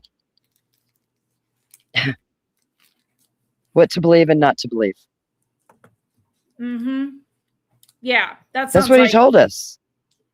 Yeah, Mullen said that. And I have to be real honest with you. That's a threat to me. That is a threat. It's a veiled threat. That's a threat to keep your mouth shut and play along. I mean, he even doubled down on it. The reporter came back after he said it the first time and said, so there's no fear that there's somebody out there running around that could commit more crimes like this. And he said, again, I'll just say that the people of our community are smart people, and they know what to believe and what not to believe. Well, my whole point is all these kids were using Snapchat, We all know now, if you've never used Snapchat, we know how it works now, basically, right? You can send messages or videos and they disappear within a certain amount of time. I think it was 24 hours or something like that, unless you screenshot things or whatever. Yeah, you're talking to the wrong chick. I mean, I know what they've told us about Right. how the app works. Yes. Basically, yes, it's an app where things don't hang around. Right. Okay. And that's the whole point in it. Right. And that's the whole point in it. So, okay, so kids passing around, nudes is one thing. And that happens. It's not kids passing around nudes, in my opinion. It's kids that are taking images from other kids and then doing the same thing that community's doing, telling them, I know you're smart enough to know what you should think about this and what you shouldn't do about it. It's a threat. It's blackmail. It's extortion. That's the problem I have with it. The kids sending each other, just when they're dating each other, a nude or a dick pic or whatever the hell you want to call it. Yeah, it's probably not the safest thing to do, because the internet is not like in the old days when you just hide in a room and show each other your stuff, or it's, my problem is the extortion and the threatening, and that now that we've got something on you that's embarrassing to you and is worth something to you, that you will step outside of your morals and character in order to protect your reputation and image with your peers, your community, your family. That's a terrible thing. It's a terrible thing for anybody to have to go through. But a minor who does not have the frontal lobe cognitive skills developed yet in their brain to be able to make good decisions and to understand consequences and to understand when you are in a dangerous situation, you need to ask for help, regardless of how embarrassing it might be for a few moments. But here's my point with the Snapchat and the way they work. And yes, that's a horrible thing, and it happens way too often. We've seen it, kids catfished and told to do terrible things. And it is forever. That's right. Somebody said that. It's forever. Once it's on out there and on those inner tubes and the interwebs, on the streets of the internet, it's there. And Adrian says, and those kids who are adults still aren't talking. Yes, they aren't. My point is, that's bad enough. But what if this app, because we've heard rumors in the past that this whole thing was filmed, that it was filmed. There's people that say that other people have seen, or that it was live streamed. That's why Nicole Bowen wound up being killed, and Cat Cole, and there's several people. We haven't talked about Cat Cole in a long time. And it was called the Snapchat murders at first, right? What if that's because this was shown in parts in Snapchat? Well, that's what I said too. There was some talk and some rumor and speculation that it was live streamed on the dark web. Right. I mean, if that's why these kids didn't want to hand over the phone? What if this is a group of kids, of girls, including a sister? Well, and it doesn't even necessarily mean that it's something they wanted to see. No. They could have just all been tagged in it and sent it. I mean, I don't know how the dark web works, but I've never been on there. I'm not even sure how what do we call the regular web? The light web? No, it's not that either. Well, I got to tell you today, I was watching one of the interview. I can't remember which one it was. I think it's one of the HLN interview or whatever. And they were talking, they interviewed I can't remember the boy's name. He's one of the kids that knew them. And it was a kid, I believe, that everybody was like, I thought they weren't in school that day. The kid who said he was in school on Friday or whatever. Oh, you're talking about when the CW did that. Yes. Yeah, I think that's it. And it happened to come on. I was busy and it caught my attention. Yeah, and he gives that. I remember that day. I got off the school bus, and my mom told me the girls were missing. And then they showed him a picture of Libby, just like a picture, like a normal picture, not anything gross or anything. Right. And the kid didn't want to look at the picture. He said it was hard to look at her smiling like that. I mean, he looked genuinely like disturbed by having to look at the picture. I noticed that. I did notice that. And yes, it's a horrible thing when something like that happens to someone your age and it's hard to understand. But it was just like it had been a few years and yeah, and it's not like he was a close friend of these girls. He was an acquaintance that had a few classes with them. And it just makes me wonder, like, is that because there's something that happened that maybe was disseminated out through that Snapchat app? Yeah, Nancy Drew, he said it was his birthday. That's why he remembered it. Yeah. And instead of dinner, they went to search. So he went to Delphi with the girls. Why is he coming home from school on the school bus if there was no school that day? Just a question. I mean, it's just, yeah, I mean, it just makes me wonder. Like, you have a lot of, so here we have another theme, right? Don't talk to any of the kids. Don't talk to any of the kids. The only kid that very few kids have ever been talked to about it on, like, in an interview. Well, and that's one of our theories. And then the girl who may or may not have been really good friends with the girls, but may be making that up. So it's like, yeah, well, that's been one of our theories for a while now, that if minors did partake in this and then also were sent those things to their devices or social media accounts, that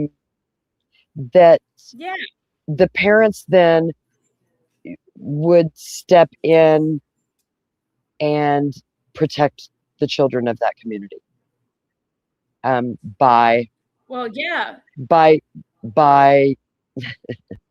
framing somebody else so that nobody looks at the youth. Especially if one of the main culprits happens to be your daughter. Yeah.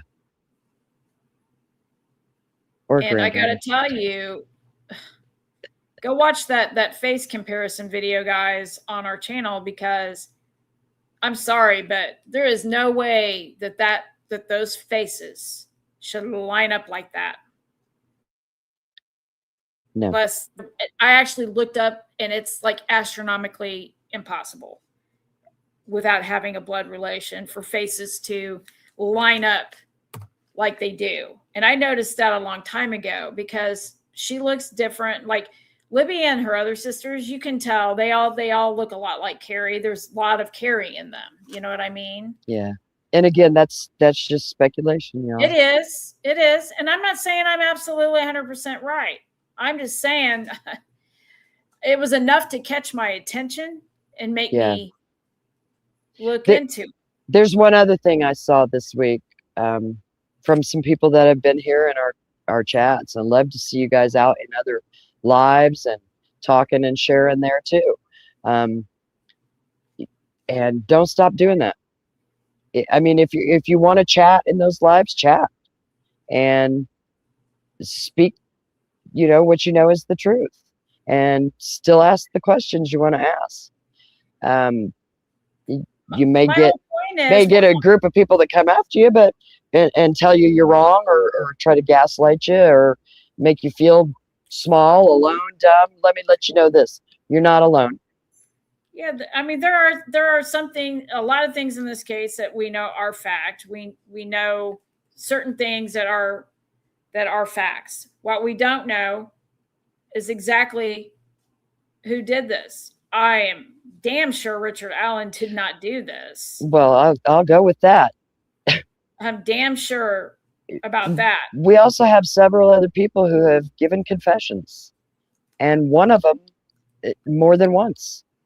When I see things like investigators sitting in a vehicle with Rod Abrams, and he's telling you things like he carries a folding style box cutter, and a lot of other weird things, and we're just gonna write cleared. His alibi checked out. Nobody said, give me that box cutter, let's test it. Let's see. There were no box cutters listed on any search warrant that they served. None. Go look at any of them. Go look at the Maxwells. Go look at go look at Ron Logan's. Go look at any of them where they came in and had a search warrant. They did not look for in that warrant, talk about in that warrant, or collect specifically named box cutters. No, they didn't. It's, just my point is that if you listen, most of you listen to this channel, I don't believe this happened on the 13th. No, let me address something real quick, because I've seen it. Tripper, you've asked a couple times about the things about the community not wanting the public to see, law enforcement not wanting the public to know. Now we've got the judge didn't want the wider public to know, and yes, I agree with that. But if that's your true motivation, to keep people out of that community and know what's going on, then don't take your story that is a false narrative globally for a decade. Go and arrest the perps right off the bat that did it. And guess what? Nobody'd be freaking talking about this today. Right. If they would have made an arrest within the first few months and convicted somebody, this would be old news, and no one would be talking about Delphi. Delphi would not be making money. They would not have a tourist thing going on. Yeah, let's build all this stuff, get all these grants. We only need $300,000 at the most to fix this bridge before the murders, but after the murders, now we've accumulated over $1.4 million, and still years go by before anything's done. And then the money they do spend fixes one little section of the bridge and paves the trails and puts a few cameras up. And not one camera in the direction that goes around the ridge that leads from the north end of the bridge right down through the gravel pit onto Ron Logan's property and to the dump site of where those girls were. There's not a camera facing that way. I mean, it just pisses me off all the way around. Oh, it does. It does me too, obviously. It just I look at all of it. I look at this crazy ass story. I look at things that are said over and over again that really don't make a lot of sense. Do I think they I think they made them that, a guy that's 5'4", 5'5" made them cross a flooded creek? Hell no. I don't. I don't think there's anything that supports that. No, and then you've got things like the reporter saying he took crime scene photos and then posting the night of the 13th that there had been a tragedy in Delphi and that they had found the girls' bodies before the girls' bodies were found. That's right. Yep. You have these bizarre Amish guy bridge pictures too, that he also supposedly, these photographs that they printed in the paper. But I think that's part of the chaos.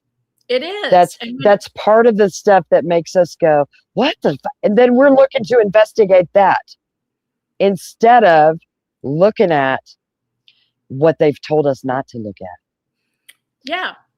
And those are the things we had the shack reference. And then we had Doug telling us, no, there was no shack. Do you know what my opinion is about that shack reference? That was spoken to the only other person who brought the shack up, and that was Kelsey German when she did the James Renner interview. Right. Now, we have been told by Kelsey that on the day of the 13th,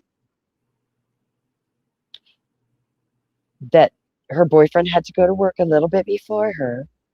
And so she stayed there with his dad and watched a movie. The shack did not come out and was not released to the public until 3 weeks following the death of Abby and Libby. But let's keep in mind, Kelsey didn't speak for 10 months. I believe that she told investigators the movie that they were watching was The Shack, because her timeline is all over, is messed up. And the things that she participated in my opinion, and the lies that she told and the script she had to try to remember, after 10 months, she's not going to remember the 3-week span. And if she has to come up with a movie, she's going to think of a movie that relates, that she's seen, that relates to a dead sibling, a murdered sibling, and not being able to find the perpetrator. Well, the other because she thinks that's clever, and it's going to give her that they're going to think the reason that she brought that up is because she's traumatized by this. And but I think she messed up there. I think that's the movie she told them they were what. And again, speculation, but it seems very plausible that that would be a reason that Doug Carter would bring that up. Well, and we've talked before about the fact that she, so the story she wrote about the guy, with the pearly white teeth or whatever, that story. And when she was asked about it, right, she said that she wrote that, say it exactly. What did she say? That people thought that she was trying to, I can't put it into words. We were just talking about this, that she had, people told her that she lacked emotions or something like that. Yes. Yeah, she said that. That came out of her mouth. She gave that as the reason for why in her English or literature writing, I believe that was penned her freshman year, first semester at Ball State, because she went to Ball State. And then at the end of her freshman first semester, she changed her degree and transferred to Purdue, because she was originally a journalism major at Ball State. She wanted to be a writer. Right. So yeah, she Then said she switched that to she forensics. wrote that because she she was trying to be able to, I think what she was trying to actually say is she was trying to convey emotion through her writing technique as a storyteller. But that's not what she said. What she said was, you know, people say I don't really show emotion.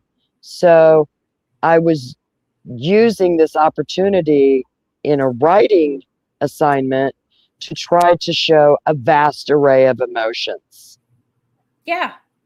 And then when I look at her when she's not maniacally laughing or telling stories about how we're extraordinary and now we were the stars and talking like people think we're this special. That's why they send us stuff. And well, I gave them both my jackets, and which was nice because then I didn't have one. Girl, go get one out of the back of your car where all your clothes are. Well, and not what only the that, hell? you know, we've talked about this too. As time went on during that before trial, her speech became more baby-like she got younger, and yes, and yeah, Kayla, psychopath. I mean, well, and I thought about that. There's a lot of symptoms of a psychopath. Listen, artist, you know, we've heard when that change of direction came out and that young bridge guy sketch came out, we heard the suspect, the person in this sketch, is believed not only to be local, but to be between the ages of 18 and I think they said 30, and may appear younger than their actual age. Yeah. Now, I thought for a long time. Older. Yeah. Yeah, I thought for a long time. I just took the appear younger meant visually. Yes. But when we talk about Kelsey German, and we talk about her mannerisms and her speech pattern and her weird tongue movements and crap and her flatness, her extreme flatness of any emotion when she's not being challenged, it makes me think we're dealing with this with the sociopath at the very least, and maybe a psychopath. There's a point there. I've never seen her cry. I haven't never seen her cry, and that's okay. Everybody grieves differently. Sure they do. I'm okay with that. I really am okay with that. But I've never, especially in the public eye. You know, I've had some loss that created some trauma, and I don't typically cry if it's not somebody I trust. Look, the fact is, when we put ourselves out there with authenticity and we become vulnerable, there are people always in this world that will attack that. They see that as a weakness.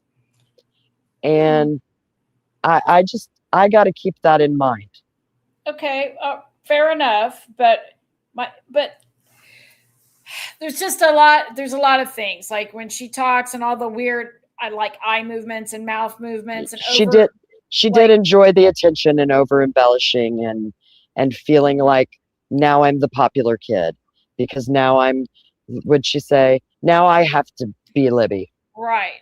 Because she can't be it. It just weird. Seems like a lot of it, and even when she was like, I think seems like it's something that's been practiced to appear like you have the emotions and the you know what I'm trying to say, that most people do. Yeah. I do. And to hide the fact that you're not like that. Yep. And you know, it's like in the interview, I think it was with Barbara McDonald. Was it Barbara McDonald? No, it was the other lady, the other reporter with the blonde hair. I can't remember her name, but they were driving in the car and she was like, Susan Hendricks. Mm-hmm. And she, Kelsey says, I can tell you what, what the last thing I told them was, or told Libby, I told them both to have sweatshirts. This is something she'd already said in the same interview in the car while they're driving. She repeats that. And then I told her I loved her. She even, they both had my sweatshirts. Yeah, they both had mine. Yeah, it's just very, I mean, you've already said, I don't know, it struck me as strange because she's already said that. And now this is, they're getting out of the car. And the last thing I said to her is, don't forget a sweatshirt. I mean, and then I love her. I told her I loved her. Right. I don't know. Anyway. I don't know either. I did have one theory though that would give the investigators and even the defense reason to believe that they were dropped off when they say they were. And that one thing that I've come up with so far, and is that if law enforcement is aware that they were dropped off because they believe they were abducted from right there at the Mears lot where they were dropped off. I was listening to a live stream a few weeks ago. One I don't typically chat in. This YouTuber doesn't, I don't think, care for me, and that's okay. Sure, I'm not everybody's cup of tea, no problem. But I do like to listen to what's out there, even if it's not somebody I agree with or necessarily care for some of the information they're putting out, or just across the board. I like to know what's being said because I haven't been able to have my hands on Discovery. So one of the things, and there are a lot of people out there that are a lot better at looking at like the Knowledge Seed database information, all of the reports that came from those things. Amy G at Ask Daisy is one of those people that's phenomenal at that. And I think another person who is really dedicated to looking at those things is one of Amy on Case by Case's partners, Quester. And he talked about one day they were looking at this information on the phones, and when the screen lights up and when the camera is activated and things like this. And they suggest that there is an area that's very close to the drop-off that sits parallel to the Mears lot, a little ways into the woods off of the trail, where there was crime scene tape placed in two different places that marked this area off for a long time. It's actually beside it. It runs parallel with the little path that leads to the trailhead off of the Mears lot, and in between this place is where that little fallen down shack that everybody saw out there that they assumed that was the shack sits. Right. Yeah. And they talk about the phone data, that there is a 2-minute period where that phone doesn't move from that spot. And then after that couple of minutes, I think it's 2 minutes if I remember properly, but it seems to be a significant amount of time, enough so that it can be seen.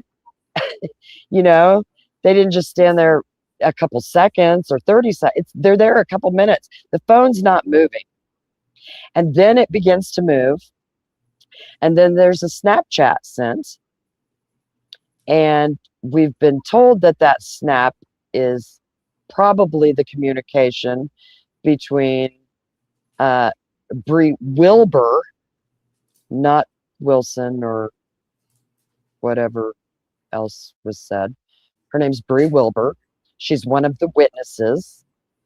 And I think if there's some information, if there is a defense team or defense investigators working on this, I think they need to get the accurate information. I mean, if we know these people and have never looked at any of those things, don't you think it's imperative that the people that are part of that defense team and investigating need to get the facts right and the names of the people involved in this right for Rick?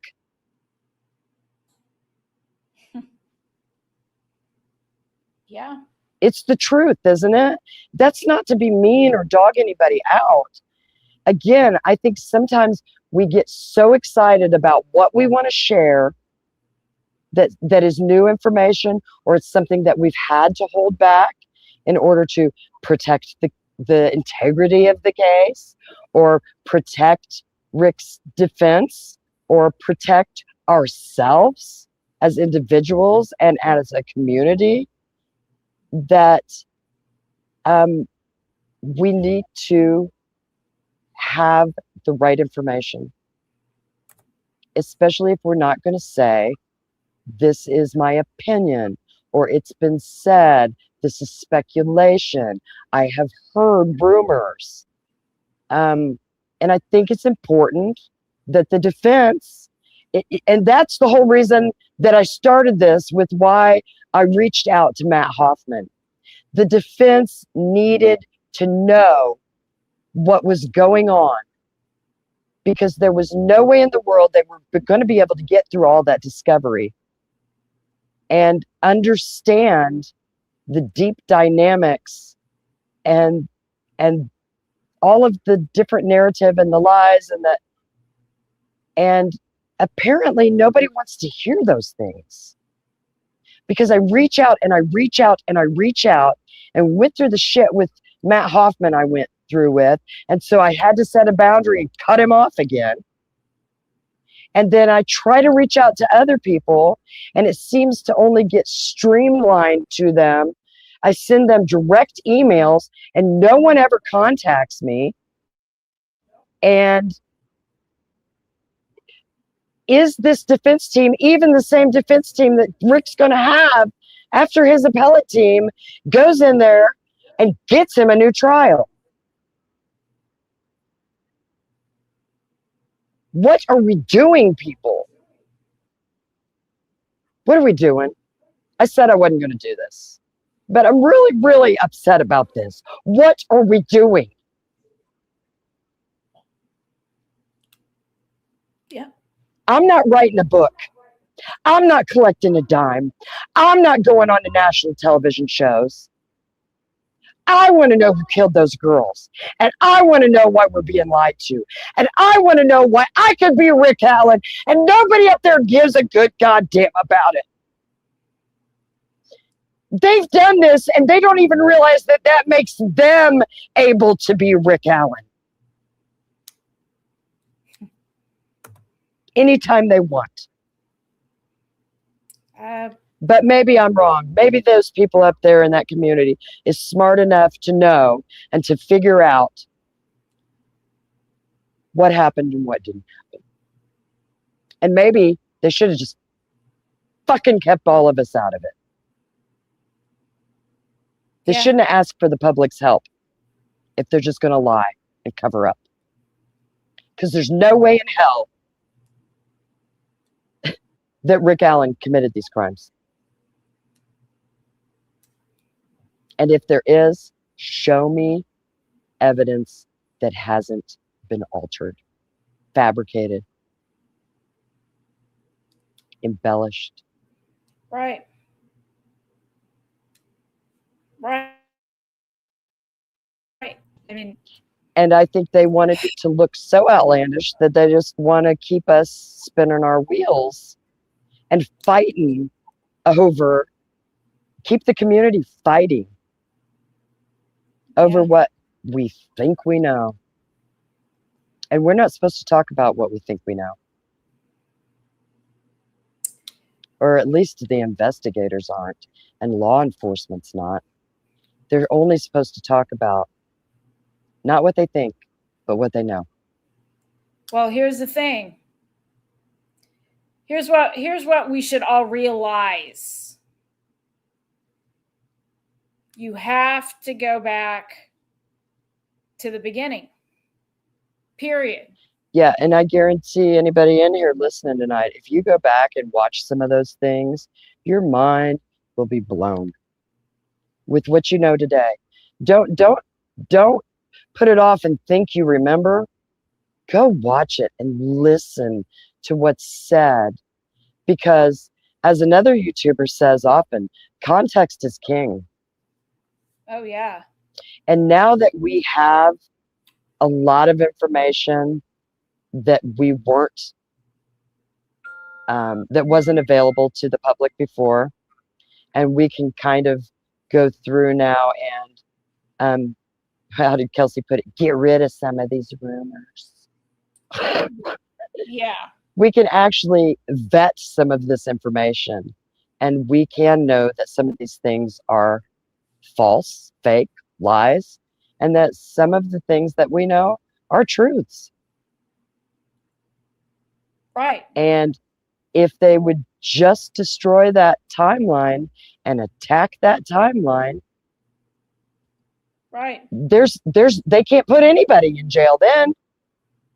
Right. Because if you can't tell me when the last time those girls were alive and prove to me when it was, then that makes everybody who's out there innocent. They couldn't have done it if the timeline's off. So then Daniel Pearson doesn't have to worry about them coming after him. And you know, if they just tell the truth, maybe the family wouldn't have to worry about, but there we are. Who created the narrative? I'm going to hit them hard tonight. They created the narrative. They gave the tips on who did it. What more could you want? That's right. And there was no proper investigation done. But did you see their faces after they arrested Rick Allen? Do what? Did you see the family's faces after they arrested Rick Allen? Yeah. Did you notice their demeanor with the press and the media right afterwards? Oh, it was highly defensive. Yeah. They never saw that one coming. And I hope they sleep well at night. I hope they sleep real well at night. I mean, that's just where we're at. It has to go back to the beginning. It has to be, you know, you can't go back and search that house and Kelsey's car now, but because it'd be pointless, more than likely. You might find something, but you know, the point is there were odd movements before the crime, the reset of the phone. There were odd movements on the day of the 13th. There's odd movements. There's lots of odd movements on the 14th too. And the 11th, the whole weekend. Well, we have different people telling us different times and different places that those bodies were found on the 14th. Yeah. And then we have this story about the fantastical slumber painting with obviously a wall that's been damaged because it's been covered up. And there's some type of shit on top of the paint can that looks like what you would fix a wall with.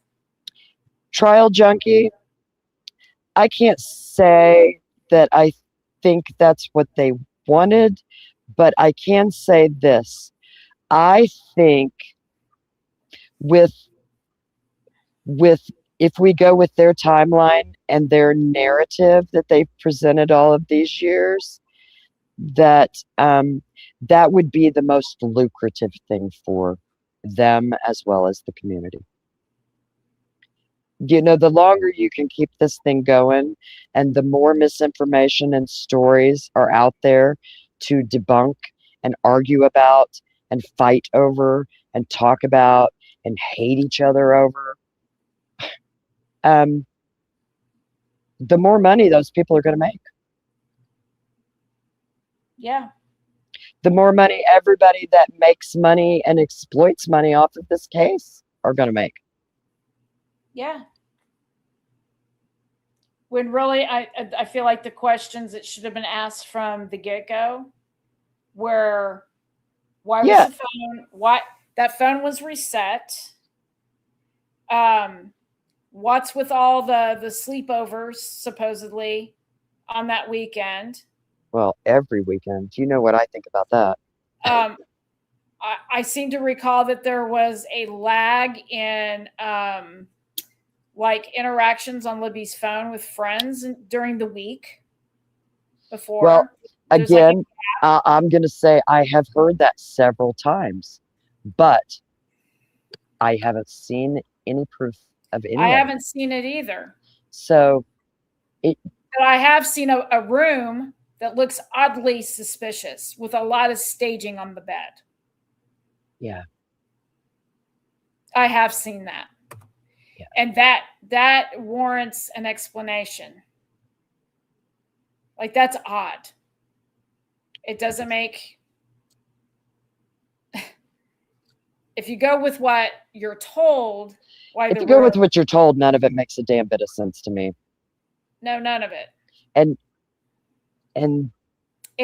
yeah, and 3 Nike shoes. Yeah. And all this shit. All this shit. And not to let's go back to the 2 deer. You guys, a long time ago, when New Day first started her channel, I kid you not, I am sitting in my living room and I have the TV on. I have it on a lot for white noise, and I'm not a fiction person. I like documentaries and things like that. And I was watching a true crime documentary. And it was just kind of playing in the background. I'm doing whatever else I was doing. And I kid you not, when I tell you that there was a documentary where they found a body. I can't even remember the exact details, but I remember this about it.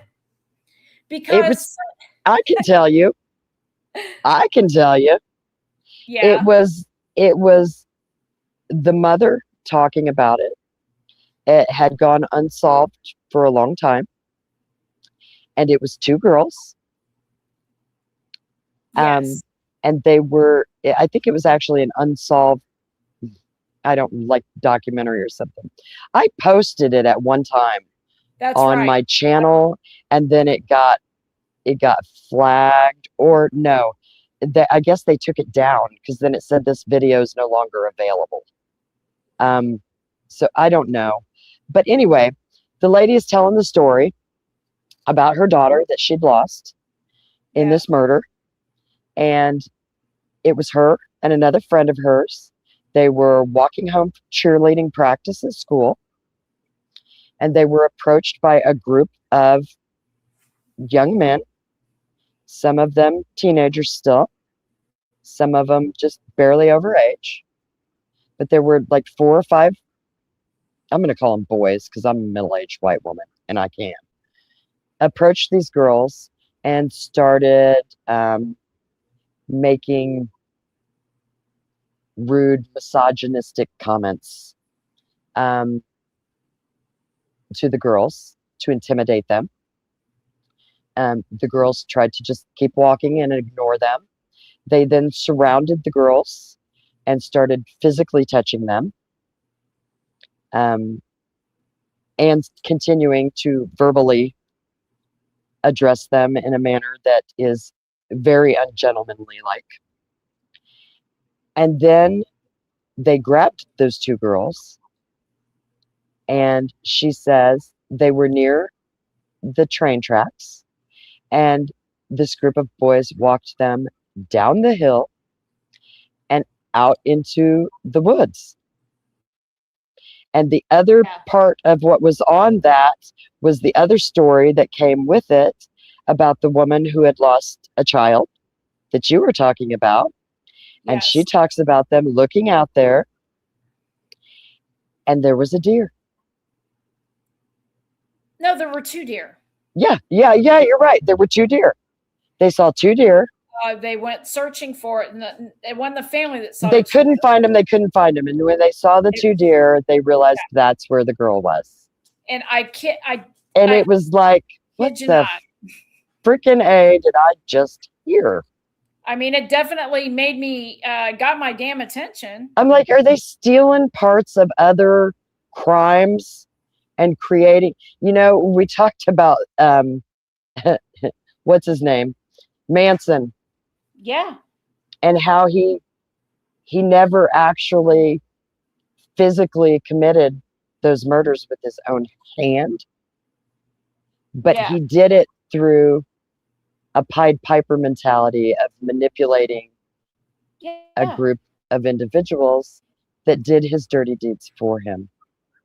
And he just got to sit back and watch and be in control of everything. Yeah. That's sadistic beyond measure. Yeah, Kaylee, because deer just stand there while the forest is full of people. Right. Exactly. Yeah. But yeah, I couldn't believe it because it was literally 2 things back to back that I've heard in this case, but I'm hearing it in a documentary about 2 different stories, but both of those things, one thing's in one story and one thing's in the other. Yeah, speaking of weird things, dude, that press conference we were talking about with the 3 guys sitting there after the bodies were found with Tobe and Mullen and Kim Riley. Mm-hmm. They say 2 bodies, they're telling the press, 2 bodies were found. Then the press asks, were they the girls that they were looking for and that we've all been looking for, searching for? And Kim Riley says, we haven't had proper identification done yet, so we can't release that information. And so then the reporter says something to the effect of, so have they scaled the search back or have they called the search off? And they communicate that the search has been significantly reduced. And then Riley goes into the statement that the family wanted to relay to the media and to the community how thankful they were for everyone that came out and gave their time to help search for the girls. And so then the reporter goes, oh, so wait a minute. So those are the girls and the search is called off? Because, you've got several people you just talked about coming even from other states to help search, people from other communities coming here. They're driving hours. And so now what should they do when they get here now and the search has been reduced? And they direct them, well, they should probably come to the fire station. And then at that time, we'll just tell them, thank you, but you can return home. Okay, so you're not going to tell us that we can't identify, but we weren't looking for any other 2 bodies, but you're calling the search off and you're given a statement from the family. That tells me you've told the family that you found their girls out there. I mean, what the actual is going on?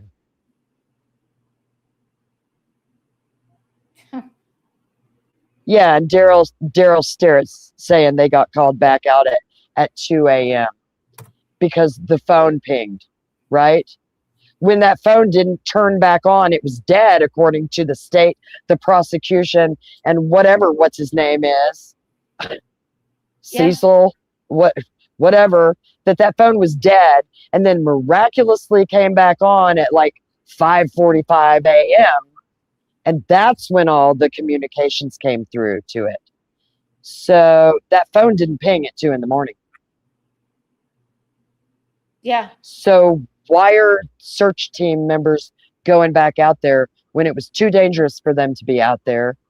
And when you've got another individual that's calling in 911 saying we heard bloody murder screams out here on the south, towards the south end of the bridge, or coming from underneath the bridge, and they're told everybody's too busy right now to go check it out.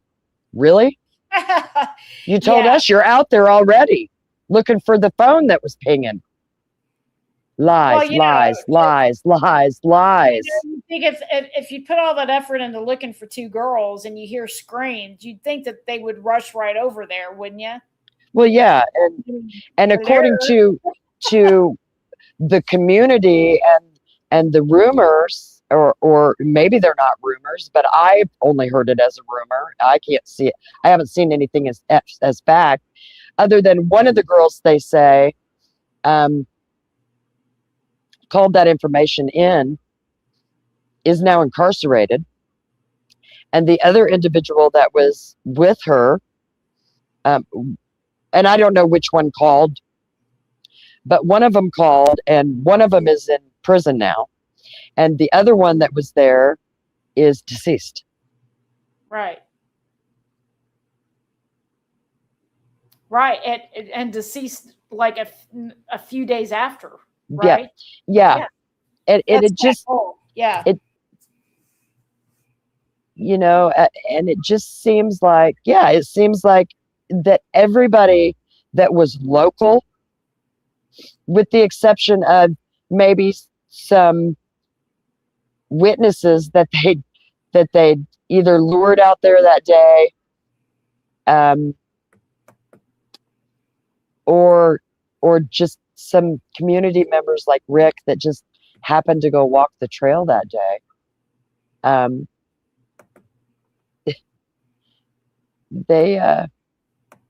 Wow. I'm just,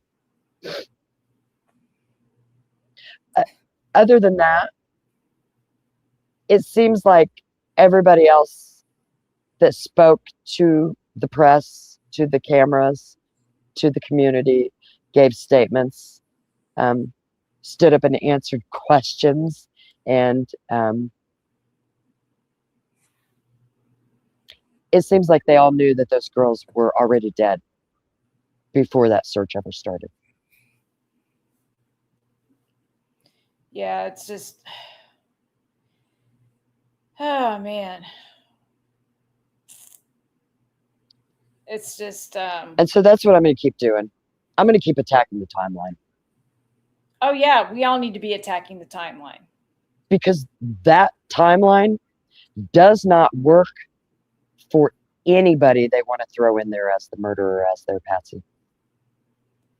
No, and here's the thing. It doesn't work for who the real criminal is, because that's not what happened that day. Need to keep attacking the timeline. It may not make any difference to whoever, if Rick Allen gets a new trial and this, it gets to start over. It doesn't mean that anybody will listen to anything that we say or anybody else says or anything else. But damn it, I mean, we have to try. We have to at least try. Yeah. I'm not just going to stay silent about the fact that whole timeline is bullshit. I mean, I don't have a dog in this race as far as, that's the killer. It's got to be, I really don't care which one of them it is. Let's just fucking find them. Exactly. And make them pay. Exactly. I don't care if it's a single killer, a couple, a group of them.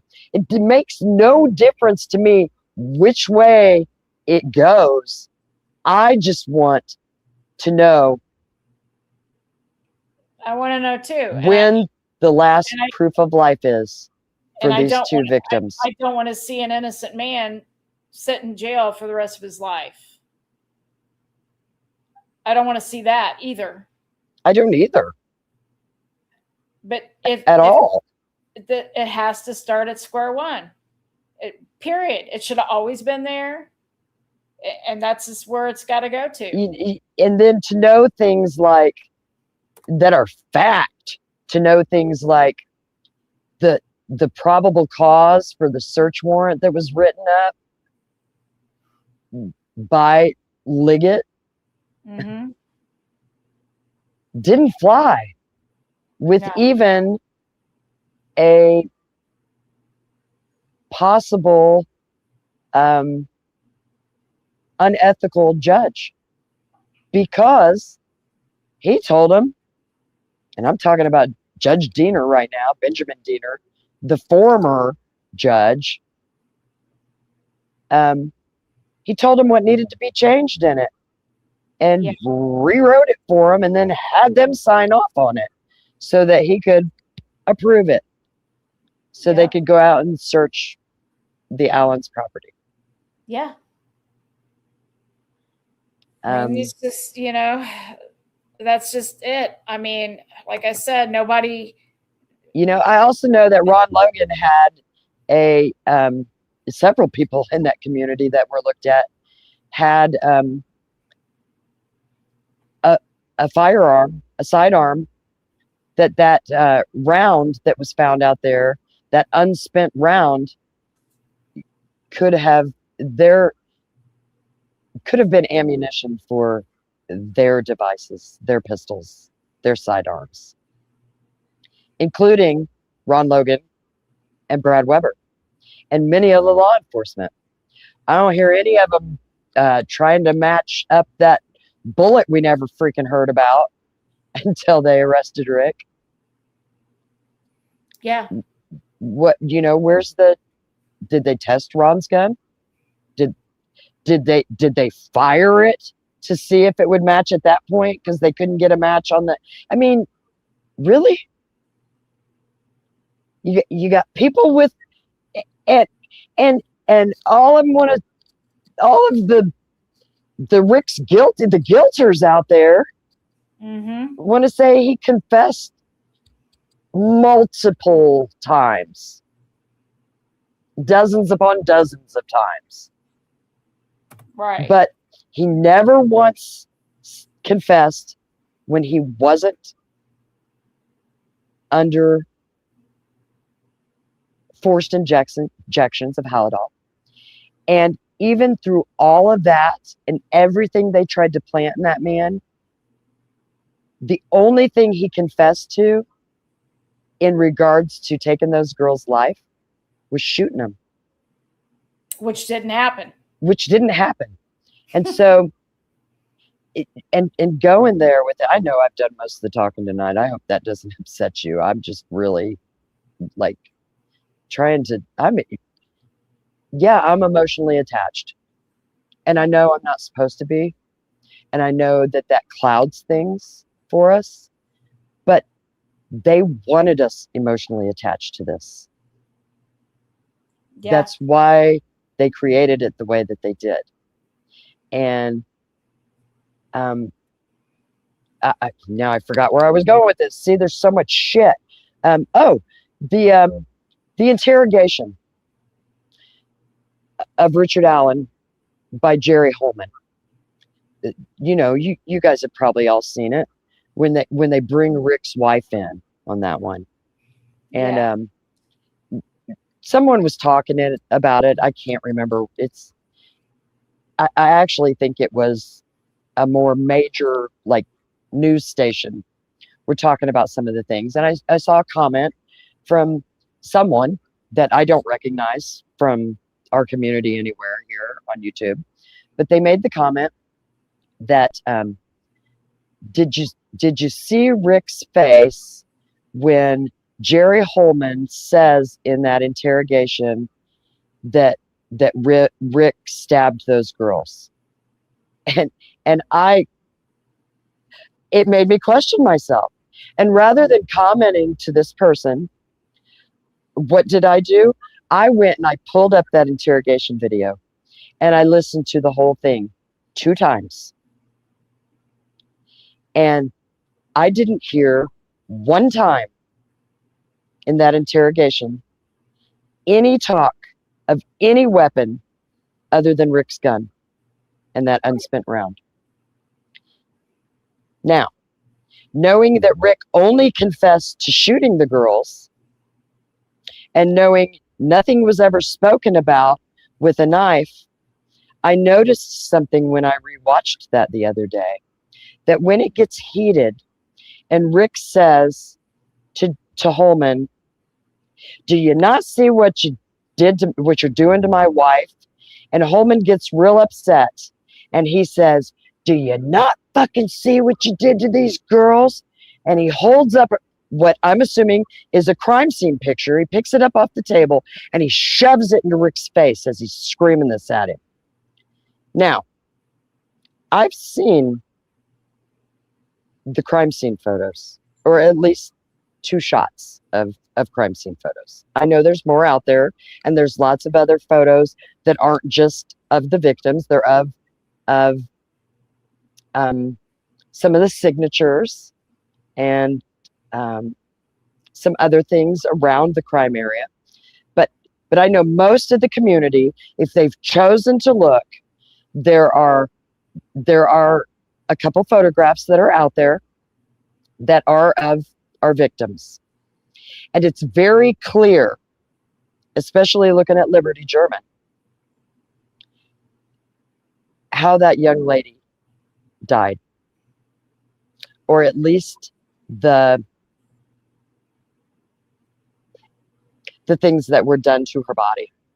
And it's very clear that it's not just a gunshot wound.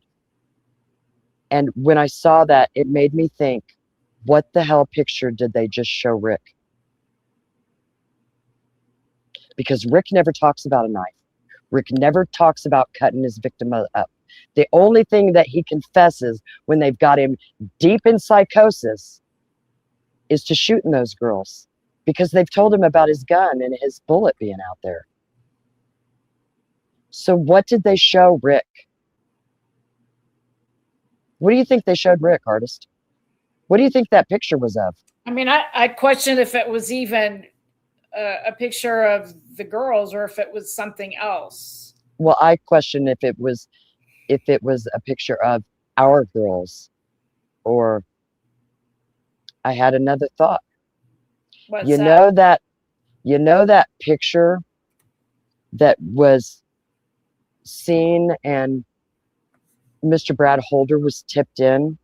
Oh, yes. Yes. And it was a photo that I'm sure many of the community have seen of what looked like 2 victims laying under branches or a felled tree of some sort that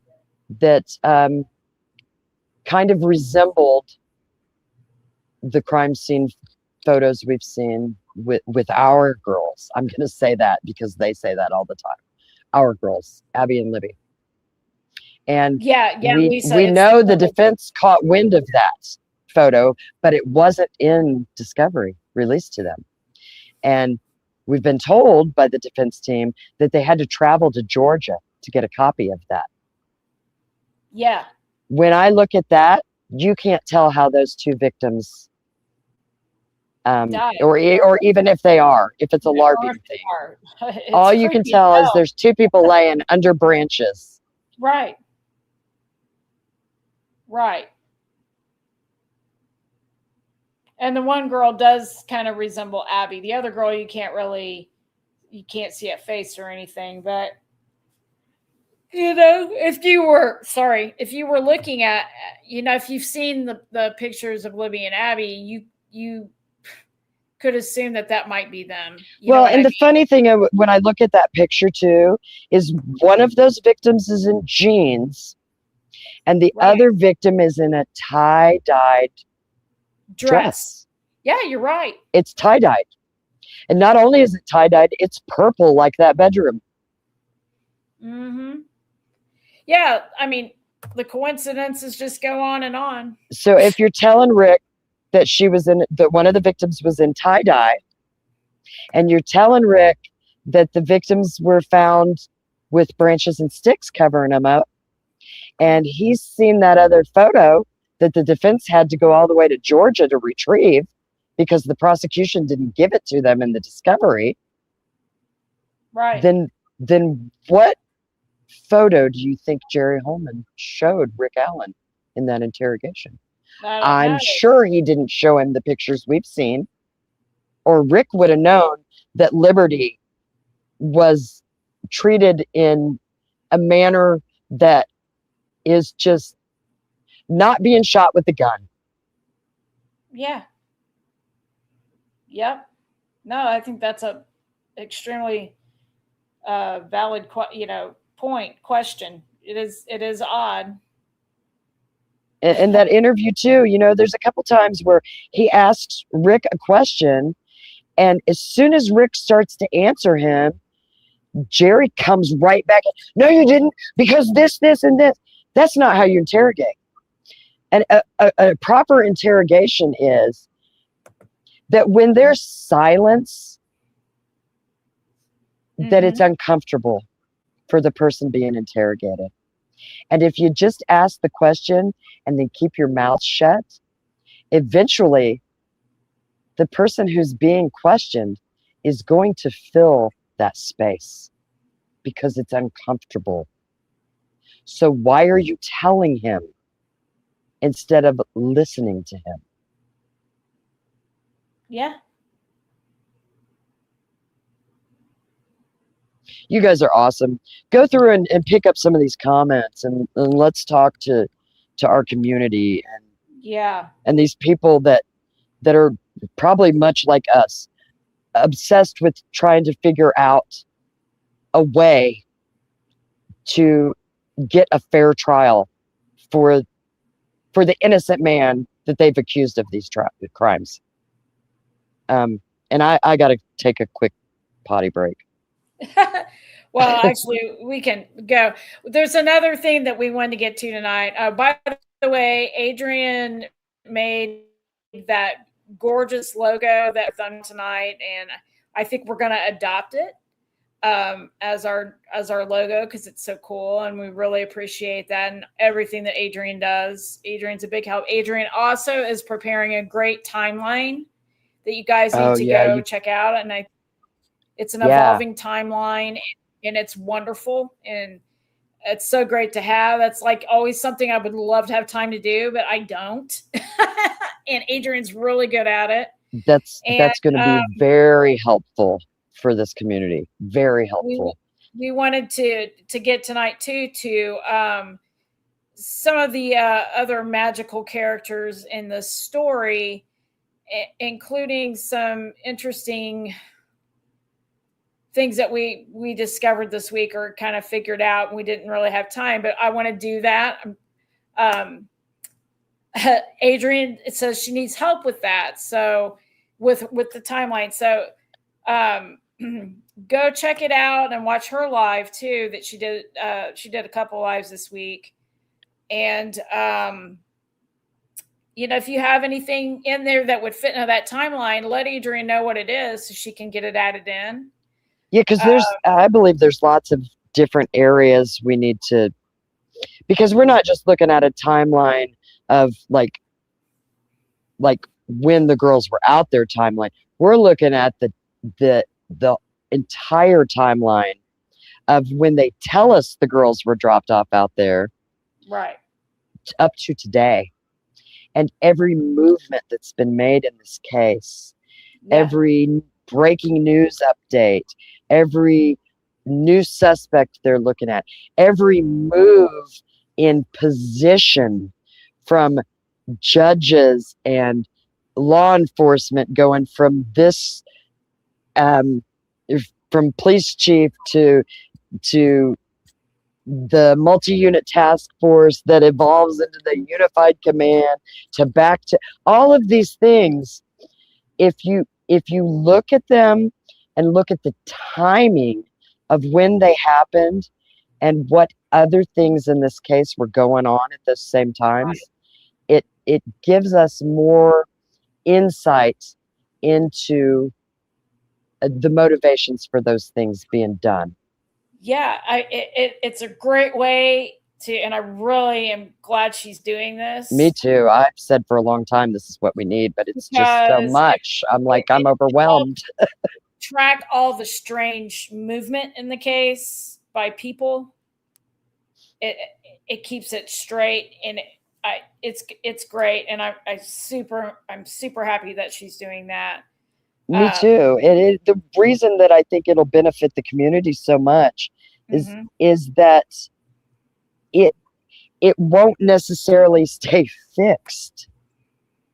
As people come in with bits of information or remembrances of things that happened that at the time that they have that revelation or that memory recall or something else clicks for them, and they realize that's not on our timeline yet, then we will add it.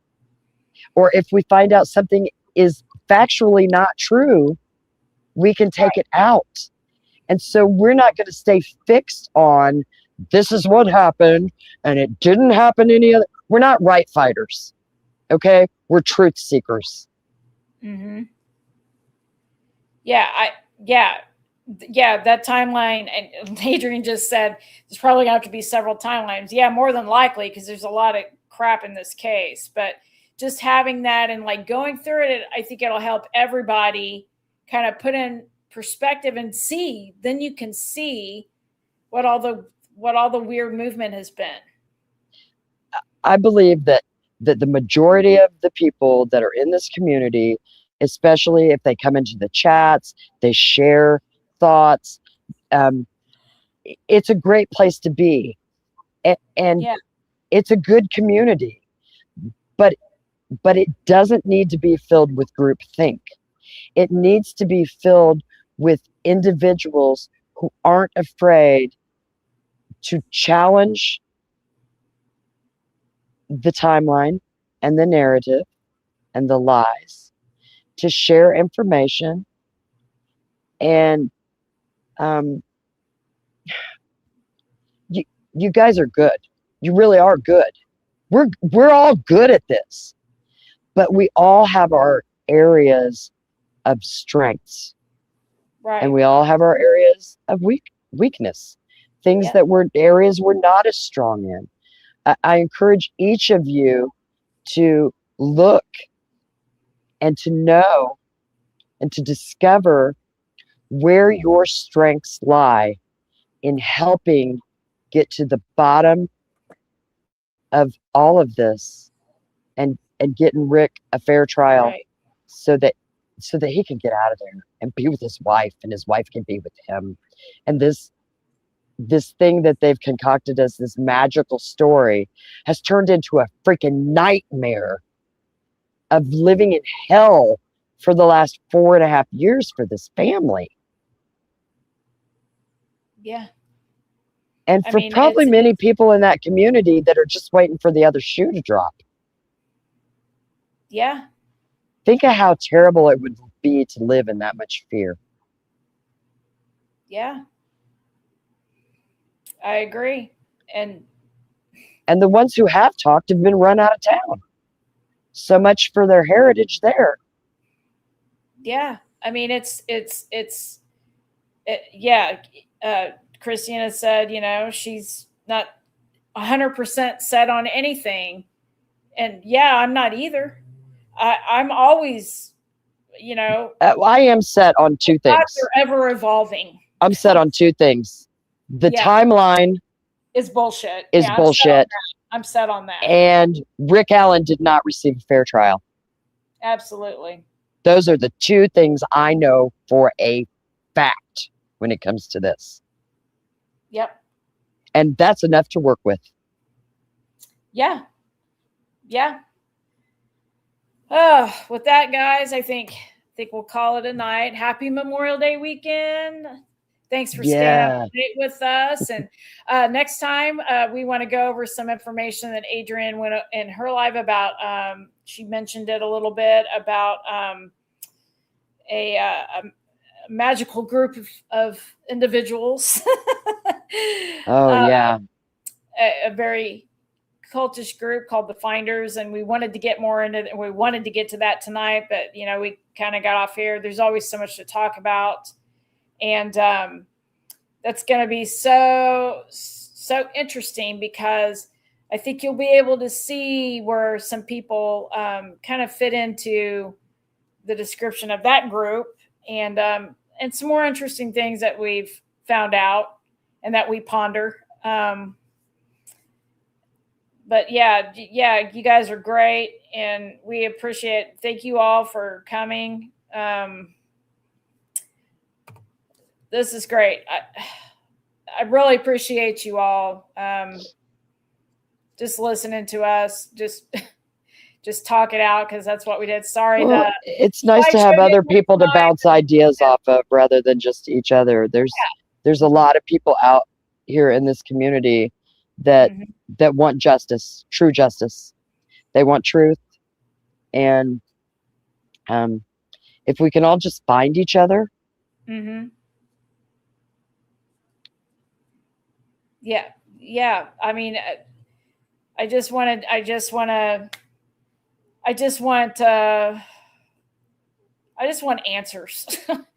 just want actual answers, and I don't want to be lied to anymore about anything. And I just, I'm glad you guys like the open talk. Sorry about the slideshow again. I'll see if I can maybe get it. It wasn't like anything earth shattering. There were some interesting things in it, though, and I'll see if I can get some of those things posted. I think it'd be a good idea if you took a few of those things and just made a few community posts. Yeah, I think that. And our community page is open for you guys to share in also. Yeah. So share away. Yep. We love it. Absolutely. Well, with that, we say good night. And what do you always say, New Day? If you can't find a good person? Yeah, be a good person.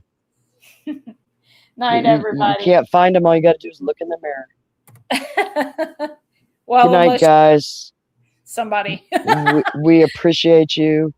We thank you. We respect you and your opinions and your ideas, and we love you.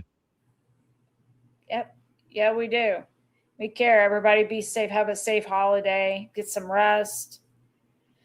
And we'll see you soon. Absolutely. Good night, everybody. Take care.